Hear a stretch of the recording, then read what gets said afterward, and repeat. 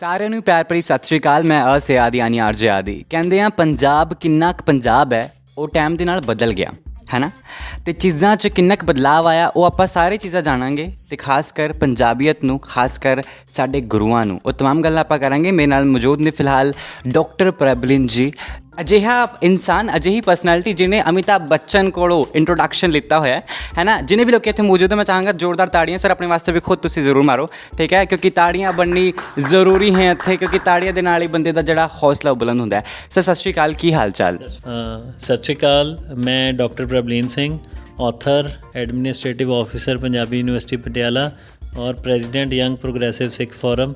ਅੱਜ ਤੁਹਾਡੇ ਸਾਰਿਆਂ ਦੇ ਰੂਬਰੂ ਹੋਣ ਜਾ ਰਿਹਾ ਹਾਂ। ਸਤਿ ਸ਼੍ਰੀ ਅਕਾਲ ਜੀ। ਬਹੁਤ ਪਹਿਲਾਂ ਤਾਂ ਮੈਂ ਤੁਹਾਡਾ ਥੈਂਕਸ ਕਰਦਾ ਸਾਰੇ ਰੇਡੀਓ ਔਰੇਂਜ ਦੀ ਟੀਮ ਦਾ, ਵੀ ਜਿਨ੍ਹਾਂ ਨੇ ਸਪੈਸ਼ਲੀ ਇੱਥੇ ਅੱਜ ਵਿਜ਼ਿਟ ਕਰਕੇ ਮੈਨੂੰ ਇਹ ਮਾਣ ਬਖਸ਼ਿਆ ਵੀ ਮੈਂ ਸਾਰੇ ਜਿਹੜੇ ਸਰੋਤੇ ਨੇ ਉਹਨਾਂ ਦੇ ਰੂਬਰੂ ਹੋ ਸਕਾਂ। ਅਤੇ ਸਰ 3 ਕਿਤਾਬਾਂ ਤੁਹਾਡੀ ਆ ਚੁੱਕੀ ਨੇ, ਚੌਥੀ ਔਨ ਪ੍ਰੋਸੈਸ ਹੈਗੀ ਹੈ ਨਾ, ਅਤੇ ਇਹ ਮੈਂ ਚੀਜ਼ਾਂ ਜਾਣਨਾ ਚਾਹਾਂਗਾ ਵੀ ਸਫ਼ਰ ਕਿੱਦਾਂ ਸ਼ੁਰੂ ਹੋਇਆ, ਉਹ ਕਹਾਣੀ ਪ੍ਰਭਲੀਨ ਦੀ ਜ਼ੁਬਾਨੀ। ਦੇਖੋ, ਮੈਂ ਆਪਣੇ ਆਪ ਨੂੰ ਬੜਾ ਬਲੈਸਡ ਸਮਝਦਾ ਵੀ ਮੈਂ ਜਿਹੜੇ ਵੀ ਪ੍ਰੋਜੈਕਟਸ ਕੀਤੇ ਵੀ ਮੈਨੂੰ ਐਂ ਲੱਗਿਆ ਵੀ ਗੁਰੂ ਸਾਹਿਬ ਨੇ ਆਪ ਨਾਲ ਮੇਰੇ ਹੱਥ ਪੈਰ ਦੇ ਨਾਲ ਕਦਮ ਮਿਲਾ ਕੇ ਮੈਨੂੰ ਆਸ਼ੀਰਵਾਦ ਦੇ ਕੇ ਸਾਰੇ ਕੰਮ ਮੇਰੇ ਤੋਂ ਕਰਵਾਏ ਨੇ। ਇਹ ਕਦਮ ਸ਼ੁਰੂ ਹੋਇਆ ਜਦੋਂ ਮੈਂ MBA ਪਾਸ ਆਊਟ ਹੋਣਾ ਪੰਜਾਬੀ ਯੂਨੀਵਰਸਿਟੀ ਪਟਿਆਲਾ ਤੋਂ, ਨਾਲ ਹੀ ਮੇਰੀ ਕੈਂਪਸ ਪਲੇਸਮੈਂਟ ਹੋ ਜਾਂਦੀ ਹੈ ਭਾਰਤੀ ਏਅਰਟੈਲ ਲਿਮਟਿਡ 'ਚ, ਔਰ ਉੱਥੇ ਮੈਨੂੰ ਇਹੋ ਜਿਹਾ ਪ੍ਰੋਫਾਈਲ ਦਿੱਤਾ ਜਾਂਦਾ ਜਿਹਦੇ ਨਾਲ PR ਬਹੁਤ ਜ਼ਿਆਦਾ ਵੱਧ ਜਾਂਦਾ, ਔਰ ਮੈਂ ਉਹੀ ਕੀਤਾ। ਮੈਂ ਸਮਝਦਾ ਮੈਂ PR 'ਚ ਬੜਾ ਅੱਛਾ ਰਿਹਾ ਸ਼ੁਰੂ ਤੋਂ ਹੀ, ਅਤੇ ਮੇਰਾ PR ਬਣਦਾ ਗਿਆ। 2010 ਦੇ ਵਿੱਚ ਮੇਰੀ ਜਿਹੜੀ ਸਿਲੈਕਸ਼ਨ ਹੈ ਉਹ ਪੰਜਾਬੀ ਯੂਨੀਵਰਸਿਟੀ ਦੇ ਵਿੱਚ ਹੋ ਗਈ ਐਜ਼ ਐਡਮਿਨਿਸਟ੍ਰੇਟਿਵ ਆਫਿਸਰ। ਉਹ ਹੋਰ ਜਿਹੜਾ ਮੇਰਾ ਦਾਇਰਾ ਸੀ ਥੋੜ੍ਹਾ ਵੱਡਾ ਹੋ ਗਿਆ। ਇੰਟਲੈਕਚੁਅਲਸ ਦੇ ਨਾਲ ਮੈਨੂੰ ਬੈਠਣ ਉੱਠਣ ਦਾ ਮੌਕਾ ਮਿਲਿਆ। ਸਾਰਾ ਦਿਨ ਇੱਥੇ ਪੜ੍ਹਾਈ ਦੀਆਂ ਅਕੈਡਮੀਸ਼ੀਅਨਸ ਨਾਲ ਗੱਲਾਂ ਹੋਣੀਆਂ, ਅਤੇ ਉੱਦਾਂ ਦਾ ਹੀ ਮਾਈਂਡਸੈਟ ਜਿਹੜਾ ਹੌਲੀ ਬਣਦਾ ਗਿਆ। ਇਹ ਮਟੀਰੀਅਲਾਈਜ਼ ਉਦੋਂ ਹੋਇਆ ਜਦੋਂ 550 ਸਾਲ ਆਇਆ ਗੁਰੂ ਨਾਨਕ ਸਾਹਿਬ ਦਾ। ਸਾਰਾ ਵਰਲਡ ਗੁਰੂ ਨਾਨਕ ਸਾਹਿਬ ਦਾ 550 ਸਾਲਾ ਮਨਾ ਰਿਹਾ ਸੀ, ਤਾਂ ਮੇਰੇ ਵੀ ਮਨ ਜ਼ਿਹਨ 'ਚ ਇੱਕ ਗੱਲ ਆਈ ਵੀ ਕਿਉਂ ਨਾ ਕੁਛ ਇੱਦਾਂ ਦਾ ਇੱਕ ਡਾਕੂਮੈਂਟ ਤਿਆਰ ਕਰਾਂ ਜਿਨ੍ਹਾਂ ਨੇ ਗੁਰੂ ਨਾਨਕ ਸਾਹਿਬ ਦੀ ਥਿਊਰੀ ਨੂੰ, ਕਿਰਤ ਕਰੋ ਨਾਮ ਜਪੋ ਵੰਡ ਛਕੋ ਨੂੰ ਰੀਅਲ ਲਾਈਫ ਦੇ ਵਿੱਚ ਇੰਪਲੀਮੈਂਟ ਕੀਤਾ। ਕਿਉਂ ਨਾ ਉਹਨਾਂ ਦੀਆਂ ਲਾਈਫ ਸਟੋਰੀਜ਼ ਨੂੰ ਜਿਹੜਾ ਆਪਾਂ ਇੰਜੋਏ ਕਰੀਏ, ਉਹਨਾਂ ਨੂੰ ਸੈਲੀਬ੍ਰੇਟ ਕਰੀਏ, ਉਹਨਾਂ ਨੂੰ ਰਿਕੋਗਨਾਈਜ਼ ਕਰੀਏ। ਅਤੇ ਇਹ ਆਈਡੀਆ ਆਇਆ, ਜਿਹੜਾ ਆਈਡੀਆ ਮਟੀਰੀਅਲਾਈਜ਼ ਹੁੰਦੇ prominent Sikhs of India the coffee table book ਬਣ ਗਈ, ਜਿਹੜੀ ਪਹਿਲੀ ਕਿਤਾਬ ਕਾਫੀ ਟੇਬਲ ਬੁੱਕ ਜਿਹੜੀ ਪੰਜਾਬ ਯੂਨੀਵਰਸਿਟੀ ਚੰਡੀਗੜ੍ਹ ਨੇ ਪਬਲਿਸ਼ ਕੀਤੀ। ਦੇਸ਼ ਦੇ ਉਪ ਰਾਸ਼ਟਰਪਤੀ ਸ਼੍ਰੀ M ਵੈਂਕਈਆ ਨਾਇਡੂ ਜੀ ਨੇ ਉਹਨੂੰ ਰਿਲੀਜ਼ ਕੀਤਾ। ਔਰ ਵੱਡੀ ਗੱਲ ਇਹ ਸੀ ਵੀ ਆਊਟ ਆਫ 36 ਪਰਸਨੈਲਿਟੀਜ਼, ਉਹ ਪਰਸਨੈਲਿਟੀਜ਼ ਜਿਨ੍ਹਾਂ ਨੂੰ ਬੁਲਾਉਣ ਲਈ ਲੋਕ ਇੰਨਾ ਇਕੱਠ, ਇੰਨਾ ਫੰਕਸ਼ਨ ਔਰਗੇਨਾਈਜ਼ ਕਰਦੇ ਨੇ, ਉਹ ਬੁੱਕ ਰਿਲੀਜ਼ ਦੇ ਉੱਪਰ 36 ਇੱਦਾਂ ਦੀਆਂ ਪਰਸਨੈਲਿਟੀਜ਼ ਆਉਣੀਆਂ। ਉਹ ਬੜੀ ਸਾਰਿਆਂ ਲਈ ਬੜੀ ਮਾਣ ਵਾਲੀ ਗੱਲ ਸੀ, ਔਰ ਇੱਕ ਅਲੱਗ ਜਿਹੇ ਨਵੇਕਲੇ ਢੰਗ ਦਾ ਇੱਕ ਫੰਕਸ਼ਨ ਹੋਇਆ ਜਿਹਦੀ ਸਾਰੇ ਸੰਸਾਰ ਦੇ ਵਿੱਚ ਬੜੀ ਸ਼ਲਾਘਾ ਹੋਈ। ਫਿਰ ਹੌਲੀ ਕਰਦੇ ਬੜੇ ਸਾਰੇ ਕੰਟੈਕਟਸ ਕਰਨ ਲੱਗ ਗਏ, ਬੜਾ ਸਾਰਿਆਂ ਨੇ ਐਪਰੀਸ਼ੀਏਟ ਕੀਤਾ ਵੀ ਹੁਣ ਅੱਗੇ ਕੀ ਆ ਰਿਹਾ। ਉਹ ਕਰਦੇ ਫਿਰ ਮੈਂ ਡਿਸਾਈਡ ਕੀਤਾ ਵੀ ਮੈਂ ਅਮਰੀਕਾ ਦੇ ਜਿਹੜੇ ਸਿੱਖ ਨੇ, ਬੜਾ ਉਹਨਾਂ ਨੇ ਹਰ ਸਟੇਟ ਦੇ ਵਿੱਚ ਕੰਮ ਕੀਤਾ, ਵੀ ਕਿਉਂ ਨਾ ਸੇਮ ਪ੍ਰੋਜੈਕਟ ਆਪਾਂ ਪ੍ਰੋਮੀਨੈਂਟ ਸਿੱਖਸ ਆਫ USA ਦਾ ਵੀ ਕਰੀਏ। ਔਰ ਉਹ ਮੈਂ ਪ੍ਰੋਜੈਕਟ ਸ਼ੁਰੂ ਕੀਤਾ। ਕਰਦੇ ਇੰਨੇ ਅੱਛੇ ਉੱਥੇ ਦੇ ਸਿੱਖਾਂ ਨਾਲ ਮੇਰਾ ਰਾਬਤਾ ਕਾਇਮ ਹੋ ਗਿਆ ਵੀ ਮੈਨੂੰ 56 ਉੱਥੇ ਦੇ ਮਿਲ ਗਏ। ਔਰ ਮੈਂ ਸੋਚਿਆ ਵੀ ਕਿਉਂ ਨਾ ਇਸ ਕਿਤਾਬ ਨੂੰ, ਇਸ ਲਿਟਰੇਰੀ ਪੀਸ ਨੂੰ ਅਸੀਂ ਪਾਰਲੀਮੈਂਟ ਆਫ USA ਦੇ ਵਿੱਚ ਰਿਲੀਜ਼ ਕਰੀਏ। ਔਰ ਮੇਰੀ ਕੋਸ਼ਿਸ਼ ਉੱਥੇ ਸਫਲ ਹੋਈ। ਉੱਥੇ ਮੈਨੂੰ ਪਾਰਲੀਮੈਂਟ 'ਚ ਰਿਲੀਜ਼ ਕਰਨ ਦਾ ਟਾਈਮ ਮਿਲਿਆ, ਔਰ ਮੈਂ ਬਹੁਤ ਹੀ ਖੁਸ਼ਕਿਸਮਤ ਸਮਝਦਾ ਆਪਣੇ ਆਪ ਨੂੰ ਕਿ ਮੇਰੇ ਪ੍ਰੋਗਰਾਮ ਦੇ ਉੱਤੇ ਕਿਤਾਬ ਦੀ ਰਿਲੀਜ਼ ਸੈਰੇਮਨੀ 'ਤੇ 17 MP USA ਦੇ, 3 ਸੈਨੇਟਰਸ ਉਹ ਮੌਜੂਦ ਸਨ ਪਾਰਲੀਮੈਂਟ 'ਚ ਜਦੋਂ ਕਿਤਾਬ ਰਿਲੀਜ਼ ਹੋ ਰਹੀ ਸੀ। ਮੇਰੇ ਲਈ ਇਸ ਤੋਂ ਵੱਡੀ ਮਾਣ ਵਾਲੀ ਕੋਈ ਗੱਲ ਨਹੀਂ ਰਹੀ ਵੀ ਇੱਕ ਛੋਟੀ ਜਿਹੀ ਮੇਰੀ ਕੋਸ਼ਿਸ਼ ਕਿੰਨੇ ਵੱਡੇ ਲੈਵਲ 'ਤੇ ਅੱਜ ਸਿੱਖਾਂ ਨੂੰ ਰਿਕੋਗਨੀਸ਼ਨ ਮਿਲੀ। ਦਾ ਹਿੰਦੂ ਨਿਊਜ਼ਪੇਪਰ ਨੇ ਉਹਨੂੰ ਕਵਰ ਕੀਤਾ। ਸਾਰੇ ਜਿੰਨੇ ਵੀ ਵੱਡੇ ਮੀਡੀਆ ਪਲੇਟਫਾਰਮ ਸੀਗੇ ਇੰਡੀਆ ਦੇ, USA ਦੇ, ਸਾਰਿਆਂ ਨੇ ਉਸ ਚੀਜ਼ ਨੂੰ ਕਵਰ ਕੀਤਾ, ਔਰ ਬੜੀ ਐਪਰੀਸੀਏਸ਼ਨ ਮਿਲੀ ਉੱਥੇ ਵੀ। ਮੈਂ ਇੱਕ ਗੱਲ ਹੋਰ ਦੱਸਣੀ ਚਾਹਾਂਗਾ ਕਿ ਇਹ ਦੋਨੋਂ ਬੁੱਕਸ ਜਿਹੜੀਆਂ ਸੀਗੀਆਂ ਉਹ ਗੁਰੂ ਨਾਨਕ ਸਾਹਿਬ ਦੇ 550 ਸਾਲਾਂ ਨੂੰ ਡੈਡੀਕੇਟਿਡ ਸੀਗੀਆਂ, ਔਰ ਗੁਰੂ ਸਾਹਿਬ ਨੇ ਇੰਨੀ ਕਿਰਪਾ ਰੱਖੀ ਸ਼ੁਰੂ ਤੋਂ ਲੈ ਕੇ ਅਖੀਰ ਤੱਕ। ਇਹ ਪ੍ਰੋਜੈਕਟ ਬਹੁਤ ਹੀ ਵਧੀਆ ਜਿਹੜੇ ਦੋਨੋਂ ਮੇਰੇ ਬੁੱਕਸ ਦੇ ਸੀਗੇ, ਬੜਾ ਅੱਛੇ ਨੇਪਰੇ ਚੜ੍ਹੇ। ਔਰ ਅਮਰੀਕਾ 'ਚ ਇੱਕ ਨਹੀਂ 3 ਰਿਲੀਜ਼ ਪ੍ਰੋਗਰਾਮ ਹੋਏ। ਸੈਕਿੰਡ ਪ੍ਰੋਗਰਾਮ ਹੋਇਆ ਸੈਨ ਹੋਜ਼ੇ ਗੁਰਦੁਆਰਾ ਸਾਹਿਬ ਦੇ ਵਿੱਚ, ਜਿਹੜਾ ਕਿ ਨਾਰਥ ਅਮਰੀਕਾ ਦਾ ਸਭ ਤੋਂ ਵੱਡਾ ਗੁਰਦੁਆਰਾ ਹੈ। ਉੱਥੇ ਲੋਕਲ MP ਨੇ ਉਹਨੂੰ ਰਿਲੀਜ਼ ਕੀਤਾ। ਉਸ ਤੋਂ ਸੈਕਰਾਮੈਂਟੋ 'ਚ ਗਵਰਨਰ ਹਾਊਸ ਦੇ ਵਿੱਚ ਇਹ ਫੰਕਸ਼ਨ ਹੋਇਆ, ਜਿੱਥੇ ਕਿ ਲੈਫਟੀਨੈਂਟ ਗਵਰਨਰ ਕੈਲੀਫੋਰਨੀਆ ਨੇ ਇਸ ਕਿਤਾਬ ਨੂੰ ਰਿਲੀਜ਼ ਕੀਤਾ in the presence of all prominent Sikhs of USA, ਜਿਹੜੀ ਕਿ ਸਾਰੇ ਸਿੱਖਾਂ ਲਈ ਬੜੀ ਮਾਣ ਵਾਲੀ ਗੱਲ ਸੀ। ਜਦੋਂ ਤੁਸੀਂ ਕਿਸੇ ਬਾਹਰਲੇ ਮੁਲਕ 'ਚ ਜਾਂਦੇ ਹੋ, ਤੁਹਾਡੀ ਕਮਿਊਨਿਟੀ ਬਾਰੇ, ਤੁਹਾਡੇ ਲੋਕਾਂ ਬਾਰੇ ਕੋਈ ਅੱਛੀਆਂ ਚੀਜ਼ਾਂ ਪਤਾ ਲੱਗਦੀਆਂ, ਤਾਂ ਤੁਹਾਡਾ ਵੀ ਜਿਹੜਾ ਸਿਰ ਹੈ ਫਕਰ ਨਾਲ ਉੱਚਾ ਹੁੰਦਾ ਹੈ ਕਿ ਜਿਹੜਾ ਗੁਰੂ ਸਾਹਿਬ ਨੇ ਬੂਟਾ ਅੱਜ ਤੋਂ 550 ਸਾਲ ਪਹਿਲਾਂ ਲਗਾਇਆ ਸੀ, ਉਹ ਕਿੰਨੀ ਵਧੀਆ ਤਰੀਕੇ ਦੇ ਨਾਲ ਇੱਥੇ ਫਲ ਫੁੱਲ ਰਿਹਾ ਵੀ ਲੋਕੀ ਕਿੰਨਾ ਉਹਨੂੰ ਐਪਰੀਸ਼ੀਏਟ ਕਰ ਰਹੇ ਨੇ। ਮੈਂ ਵਾਪਸ ਇੰਡੀਆ ਆ ਜਾਣਾ ਬੁੱਕ ਰਿਲੀਜ਼ ਕਰਕੇ, ਫਿਰ ਕੋਵਿਡ ਸ਼ੁਰੂ ਹੋ ਜਾਂਦਾ ਹੈ, ਤਾਂ ਕੋਵਿਡ ਦੇ ਵਿੱਚ ਮੈਨੂੰ ਐਂ ਲੱਗੇ ਵੀ ਮੇਰੇ ਕੋਲ ਕੋਈ ਕੰਮ ਹੀ ਨਹੀਂ ਹੈ। ਫਿਰ ਮੈਂ ਆਪਣਾ ਤੀਜਾ ਪ੍ਰੋਜੈਕਟ ਸ਼ੁਰੂ ਕੀਤਾ ਵੀ ਕਿਉਂ ਨਾ ਇਹ ਵੈਟਰਨਸ ਨੂੰ ਅਸੀਂ ਸੈਲੀਬ੍ਰੇਟ ਕੀਤਾ, ਉਹਨਾਂ ਦੀ ਲਾਈਫਸ ਨੂੰ, ਕਿਉਂ ਨਾ ਯੂਥ ਨੂੰ, ਜਿਹੜੀ ਸਾਡਾ ਅੱਜ ਦਾ ਯੂਥ ਹੈ, ਉਹਨਾਂ 'ਤੇ ਕੋਈ ਪ੍ਰੋਜੈਕਟ ਕੀਤਾ ਜਾਏ ਤਾਂ ਕਿ ਯੂਥ ਮੋਟੀਵੇਟਿਡ ਵੀ ਰਵੇ ਔਰ ਜਿਨ੍ਹਾਂ ਨੇ ਅਚੀਵ ਕੀਤਾ ਉਹਨਾਂ ਦੀ ਰਿਕੋਗਨੀਸ਼ਨ ਵੀ ਹੋਵੇ। ਫਿਰ ਮੈਂ ਵਰਕਆਊਟ ਕੀਤਾ ਤਾਂ ਮੈਂ shining Sikh youth of India ਨਾਮ ਦੀ ਕਾਫੀ ਟੇਬਲ ਬੁੱਕ ਆਈ, ਜਿਹੜੀ ਕਿ ਹੁਣ ਸਤੰਬਰ ਦੇ ਵਿੱਚ ਦੇਸ਼ ਦੇ ਰੱਖਿਆ ਮੰਤਰੀ ਸ਼੍ਰੀ ਰਾਜਨਾਥ ਸਿੰਘ ਅਤੇ ਸਰਦਾਰ ਹਰਦੀਪ ਸਿੰਘ ਪੁਰੀ ਜੀ ਨੇ ਔਰ ਸਰਦਾਰ ਤਰਲੋਚਨ ਸਿੰਘ ਜੀ ਨੇ, ਇਹਨਾਂ ਸਾਰਿਆਂ ਨੇ ਰਲ ਕੇ ਰਿਲੀਜ਼ ਕੀਤਾ ਇਸ ਨੂੰ। ਉਹ DRDO ਦਿੱਲੀ ਦੇ ਵਿੱਚ ਉਹਦਾ ਫੰਕਸ਼ਨ ਹੋਇਆ ਅਤੇ ਉਹਦੇ ਵਿੱਚ ਉਸ ਕਿਤਾਬ ਦੇ ਵਿੱਚ ਮੈਂ 100 ਇੰਡੀਆ ਦੇ ਸਿੱਖ ਯੂਥ ਨੂੰ ਇਨਕਲੂਡ ਕੀਤਾ, ਉਹਨਾਂ ਨੂੰ ਕੰਟੈਕਟ ਕੀਤਾ, ਉਹਨਾਂ ਦੇ ਪ੍ਰੋਫਾਈਲਸ ਨੂੰ ਉਹਦੇ 'ਚ ਮੈਂ ਕੰਪਾਈਲੇਸ਼ਨ ਕੀਤੀ ਉਸਦੀ, ਜਿਨ੍ਹਾਂ ਨੇ less than 45 years of age ਦੇ ਵਿੱਚ ਬੜੀਆਂ ਮੱਲਾਂ ਮਾਰੀਆਂ, ਚਾਹੇ ਉਹ ਬਿਊਰੋਕਰੇਸੀ 'ਚ ਆਏ, ਭਾਵੇਂ ਉਹ ਆਰਮੀ 'ਚ ਆਏ, ਭਾਵੇਂ ਉਹ ਕਿਸੇ ਇੰਡਸਟਰੀਅਲਿਸਟ ਨੇ ਭਾਰਤ ਦੇ, ਕੋਈ ਕਮਿਸ਼ਨਸ ਦੇ ਮੈਂਬਰ ਨੇ, ਸਪੋਰਟਸ ਪਰਸਨ ਨੇ, ਜਿਨ੍ਹਾਂ ਨੇ ਕੁਛ ਨਾ ਕੁਛ ਆਪਣੀ ਜ਼ਿੰਦਗੀ 'ਚ ਆਇਆ ਤਾਂ ਕਿ ਸਾਡੀ ਆਉਣ ਵਾਲੀ ਜਿਹੜੀ ਯੂਥ ਦੀ ਜਨਰੇਸ਼ਨ ਹੈ ਉਹ ਉਹਨਾਂ ਦੀ ਲਾਈਫ ਨੂੰ ਪੜ੍ਹ ਕੇ ਇੰਸਪਾਇਰ ਹੋ ਸਕੇ ਵੀ ਇਹ ਜੇ ਲੋਕ ਪਿੰਡਾਂ 'ਚ ਉੱਠ ਕੇ IAS IPS ਆਫਿਸਰਸ ਬਣ ਸਕਦੇ ਨੇ, ਇਹ ਜੇ ਲੋਕ ਬਿਲਕੁਲ ਸਕ੍ਰੈਪ ਤੋਂ ਕੰਮ ਸ਼ੁਰੂ ਕਰਕੇ ਅੱਜ ਟੌਪ ਦੇ ਇੰਡਸਟਰੀਅਲਿਸਟ ਬਣ ਸਕਦੇ ਨੇ, ਤਾਂ ਹਰ ਫੀਲਡ ਦੇ ਵਿੱਚ ਸਾਡੇ ਲਈ ਵੀ ਰਸਤੇ ਖੁੱਲ੍ਹੇ ਨੇ। ਸਿਰਫ ਲੋੜ ਹੈ ਇੱਕ ਮਿਹਨਤ ਦੀ, ਸਾਫ਼ ਨੀਅਤ ਦੀ ਔਰ ਇੱਕ ਡੈਡੀਕੇਸ਼ਨ ਦੀ, ਜੇ ਕੋਈ ਇਹਨਾਂ ਚੀਜ਼ਾਂ 'ਤੇ ਪੋਜ਼ੀਟਿਵਿਟੀ ਦੀ, ਕਿਉਂਕਿ ਅੱਜ ਕੱਲ੍ਹ ਮਾਹੌਲ ਬਹੁਤ ਨੈਗੇਟਿਵ ਹੈ। ਜਿਹਦੇ ਕੋਲ ਪੋਜ਼ੀਟਿਵਿਟੀ ਹੋਏਗੀ ਉਹ ਸਫਲਤਾ ਜਿਹੜੀ ਹੈ ਉਹ ਭੱਜ ਕੇ ਉਹਦੇ ਕੋਲ ਆ ਪਾਏਗੀ, ਇਹ ਮੇਰਾ ਮੰਨਣਾ ਹੈ। ਉਸ ਤੋਂ ਬਾਅਦ ਇਹ ਬੁੱਕਸ ਹੁੰਦੀਆਂ, ਨਾਲ ਹੀ ਮੈਨੂੰ ਗਵਰਨਮੈਂਟ ਆਫ ਪੰਜਾਬ ਤੋਂ ਇੱਕ ਪ੍ਰੋਜੈਕਟ ਮਿਲ ਜਾਂਦਾ, ਕਿਉਂਕਿ ਅਸੀਂ ਹੁਣੇ ਗੁਰੂ ਤੇਗ ਬਹਾਦਰ ਸਾਹਿਬ ਦਾ ਮਨਾ ਕੇ ਹਟਿਆ 400 ਸਾਲਾਂ, ਅਤੇ ਉਹਨਾਂ ਨੂੰ ਡੈਡੀਕੇਟਿਡ ਇੱਕ ਬੁੱਕ ਹੋਰ ਮੈਨੂੰ ਪ੍ਰੋਜੈਕਟ 'ਚ ਮਿਲੀ ਸੀ ਗਵਰਨਮੈਂਟ ਆਫ ਪੰਜਾਬ ਵੱਲੋਂ, ਜਿਹਨੂੰ ਆਊਟਲੁੱਕ ਨੇ ਛਾਪਿਆ, ਅਤੇ ਉਹਦਾ ਨਾਮ ਹੈ Guru Tegh Bahadur epitome of valour and courage. ਉਹ ਇੱਕ ਪਿਕਟੋਰੀਅਲ ਪ੍ਰੈਜੈਂਟੇਸ਼ਨ ਹੈ ਗੁਰੂ ਸਾਹਿਬ ਦੀ ਲਾਈਫ ਦੀ, starting from his birth till his sacrifice. ਉਹ ਇਸ ਤਰ੍ਹਾਂ ਦੀ ਕਿਤਾਬ ਬਣਾਈ ਹੈ, ਅਸੀਂ ਕਾਫੀ ਟੇਬਲ ਬੁੱਕ ਹੀ ਉਹ ਵੀ, ਜਿਹਨੂੰ ਦੇਖ ਕੇ ਇੱਕ ਆਮ ਬੱਚੇ ਨੂੰ ਵੀ ਸਮਝ ਆ ਜਾਏਗਾ ਵੀ ਉਹਨਾਂ ਦਾ ਜੀਵਨ ਕੀ ਸੀ ਗੁਰੂ ਤੇਗ ਬਹਾਦਰ ਸਾਹਿਬ ਦਾ। ਉਹ ਵੀ ਤਿਆਰ ਹੈ ਅਤੇ ਮੈਨੂੰ ਉਮੀਦ ਹੈ ਆਉਣ ਵਾਲੇ ਨੈਕਸਟ ਮੰਥ ਦੇ ਵਿੱਚ ਉਹ ਵੀ ਕਿਸੇ ਅੱਛੇ ਲੈਵਲ 'ਤੇ ਰਿਲੀਜ਼ ਹੋਏਗੀ ਔਰ ਜਲਦੀ ਸਾਡੇ ਰੀਡਰਸ ਕੋਲ ਉਹ ਵੀ ਕਿਤਾਬ ਆਏਗੀ। ਬਿਲਕੁਲ ਸਰ ਨੇ ਨਾ ਬਹੁਤ ਕੁਝ ਦੱਸਿਆ ਹੈ, ਅਤੇ ਸਰ ਤੁਸੀਂ ਗੱਲ ਕਹੀ ਸੀ ਵੀ ਮੈਂ 100 ਸਿੱਖਾਂ ਨੂੰ ਸਿਲੈਕਟ ਕੀਤਾ ਸੀ, ਲੇਕਿਨ ਬਾਕੀ ਤਾਂ ਕਰ ਲਿੱਤਾ, ਤੁਹਾਡੀ ਆਪਣੀ ਗੱਲ ਕਿੱਥੇ ਗਈ? ਤੁਸੀਂ ਆਪਣੀ ਆਖਰੀ ਕਿਤਾਬ 'ਚ ਖੁਦ ਨੂੰ ਇਨਕਲੂਡ ਕਰੋਗੇ ਕਿ ਨਹੀਂ? ਨਹੀਂ, ਮੈਂ ਹਲੇ ਸੋਚਦਾ ਮੈਂ ਉਸ ਲੈਵਲ 'ਤੇ ਨਹੀਂ ਆ ਸਕਿਆ ਹਲੇ, ਅਤੇ ਮੇਰੀ ਕੋਈ ਇੱਦਾਂ ਦੀ ਸ਼ਖਸੀਅਤ ਵੀ ਨਹੀਂ ਹੈ ਵੀ ਮੈਨੂੰ ਦੇਖ ਕੇ ਲੋਕੀ ਪੜ੍ਹਨ ਜਾਂ ਕੁਝ ਕਰਨ, ਬਟ ਹਾਂ ਮੈਂ ਆਪਣਾ ਐਫਰਟ ਜਿਹੜਾ ਇਹਨੂੰ ਜਾਰੀ ਰੱਖਾਂਗਾ ਤਾਂ ਕਿ ਮੈਂ ਹੋਰਾਂ ਦੀ ਲਾਈਫਸ ਨੂੰ, ਸਾਰੇ ਲੋਕਾਂ ਦੇ ਜਿਹੜੇ ਲੁਕੇ ਹੋਏ ਨੇ ਸਾਡੇ ਹੀਰੇ, ਵੀ ਉਹਨਾਂ ਨੂੰ ਲਿਆ ਕੇ ਲੋਕਾਂ ਦੇ ਸਾਹਮਣੇ ਉਜਾਗਰ ਕਰ ਸਕਾਂ। ਬਿਲਕੁਲ ਸੱਚੀ ਗੱਲ ਹੈ ਵੀ ਸਾਡਾ ਯੂਥ ਜਿਹੜਾ ਹੈ ਉਹ ਮੋਟੀ ਵੀ ਹੈਗੀ ਹੈ, ਸਾਡੀ ਯੂਥ ਦੀ ਚੀਜ਼ਾਂ, ਅਤੇ ਉਹ ਵੇਟਡ ਵੀ ਖਾਸੇ ਹੋ ਗਏ ਆ। ਅੱਜ ਕੱਲ੍ਹ ਯੂਥ ਖਾਸਾ ਲੈਦਾ ਹੋ ਚੁੱਕਿਆ, ਲੇਕਿਨ gym again always help them.